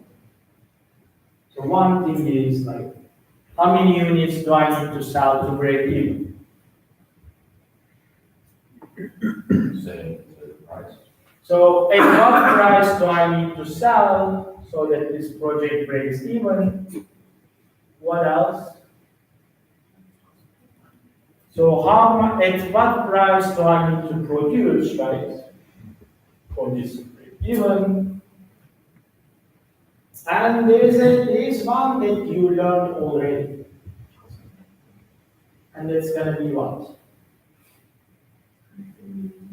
What's the name of it? What's the cost of capital that makes us break even? It's called the IRR, right? So you can make these break-even analysis on like how many units do you need to sell, at what price do you need to sell, at what price do you need to produce, what should be your cost of capital, which is exactly IRR, right? Your net present value to 0. So this way, you can get a bit more idea about this project, rather than me telling you its MPV is 100. Now, if you are the decision maker, you have a bit of more idea about it, right? Okay, you guys told me we are going to sell 100,000, but what if we don't? And then the answer is if you sell something like 80,000, we are still okay, right?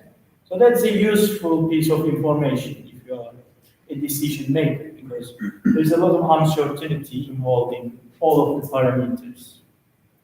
And the same is true for, you told me, 260, but if we manage to sell around 232, we are okay. Anything below that, we will be making losses. So you can make these break-even analysis to give you a bit more idea about the project. Okay? So who thinks this is helpful? Very good. Okay. I know in the case study I give, students are supposed to use all of these things, but you may have a different case study than the one I use. Okay. And how about a sensitivity analysis?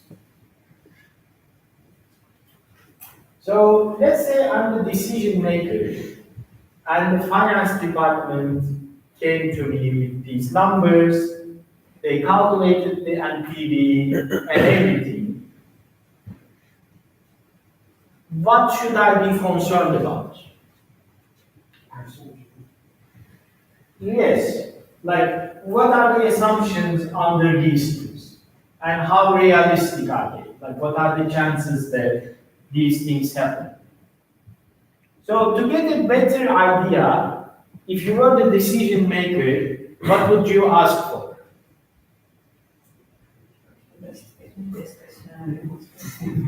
Say that again? Best case scenario, worst case scenario. Yes, and I said you do what? I would ask for a calculation. Or you would ask for the calculations. Yeah, that's right. That's it. I mean, who knows, right? What they put in the Excel spreadsheet, these guys. Yeah. Okay, let's assume they did it right, the Excel spreadsheet right. Like, what would be the worst case, right? So you guys tell me this will happen, but what is the worst? Like, is it possible we sell 50,000, for example, in the worst case? That's a useful information to know, right? So what you do is basically that in the sensitivity analysis, you look at a bunch of cases and scenarios. Like what's the best case, what's the worst case, and you can do it on all of the parameters in your calculations. Like unit sold, the sale price, what's the worst price possible, the production cost, and all of those things, right? And that should be a peaceful, useful piece of information because that tells you a bit more, right, about what are the possibilities.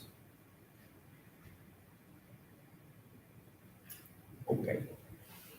I see a lot of agreements. Seems like people want to go, so. Yeah. Anyways, do you guys know how they forecast weather? They do a lot of complex, like stochastic probabilities, simulations, and all that. So, I mean, it's not as sophisticated, but the idea is exactly that. Like, with some probability, maybe you don't sell 100, but you sell a bit less, then what happens in those cases? That's your sensitivity analysis. Okay, and then you can produce these nice charts, worst case, best case, what's the range that the NPV can change, right? That's also useful information because you see that, for example, the real, so what is the thing to watch here? If you are the CEO of this company, what's the biggest risk you think? Because it's a lot of variation, right? Your NPV varies a lot. It's most sensitive to the scenario about the unit sold. Whereas it's really less sensitive to things like net working capital and others, right? So it's still, yeah. It's really a great using point. That's your most really good case. Yes. So the further away you are, it is really a good case. Yeah. Yes. And so that was the best case, worst case scenarios. And what you were doing in this case was you were keeping everything as constant, just changing one parameter at a time. Okay? So for example, you are only changing units sold and everything else is constant. You're changing sale price, everything is constant, and that's the picture you get if you change one at a time. But you can do this multiple things at a time, right? You can just say the economy goes into a recession, we sell less at a lower price. So multiple things can change at the same time. And when you do that, that's called scenario analysis. You can have scenarios where a bunch of these things change at the same time. But everything is, the last couple of things, is all about this uncertainty about the parameters, the assumptions we made about the parameters, and it's about whether we could get a better picture of the risks associated, the possible outcomes that can happen. Okay?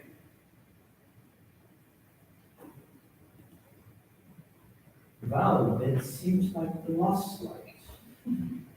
Okay, 9:10. What do we do now?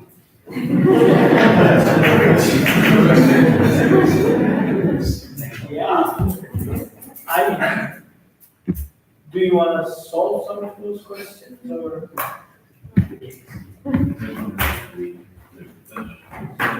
Okay, just tell me when we finished at 9:45 sharp or something.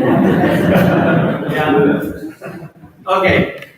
Okay. Good luck, guys.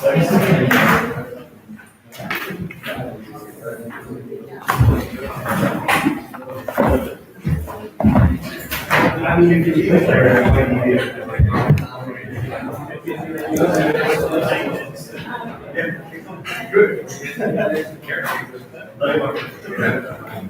Well, actually, we could work on the case. You want to be hard first.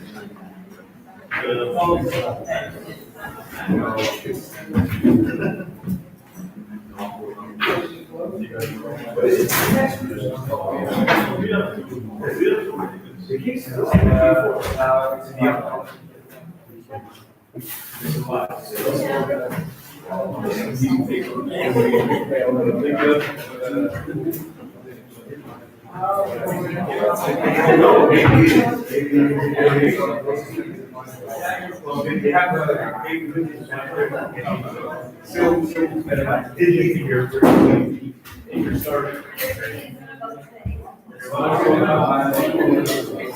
exactly.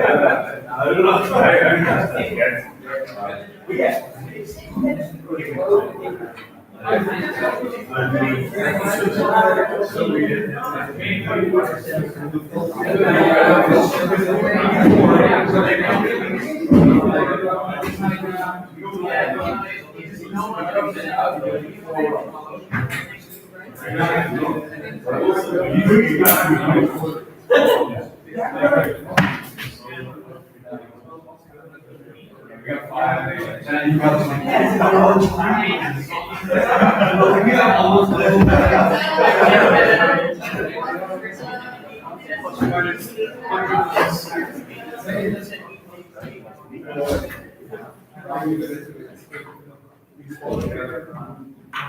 I have no problem. They just listed one of the cases. I don't know if that means do we start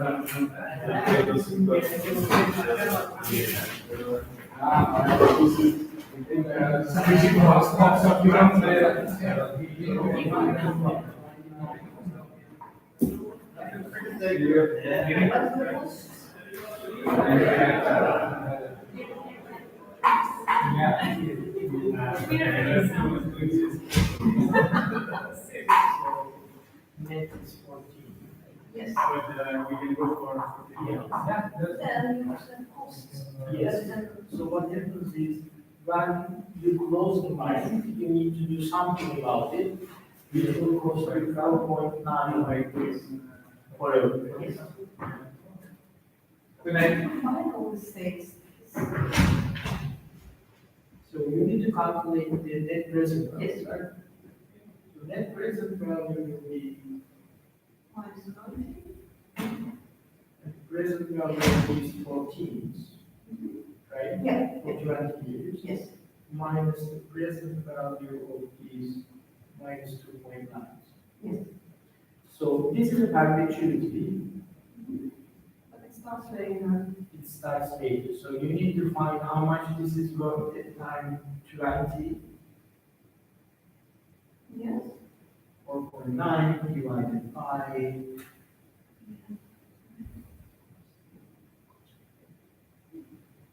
and calculate the IRR. Right? Okay. Right. Mm-hmm. But then you need to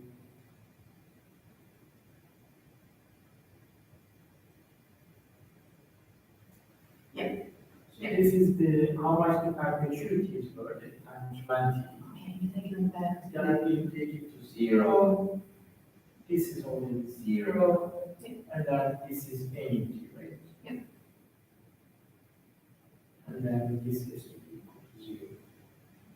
That's the IRR. But you need to do it with Excel. Yes, yes. But I didn't this one. Yeah, It was not clear what to go. Yes. Yeah.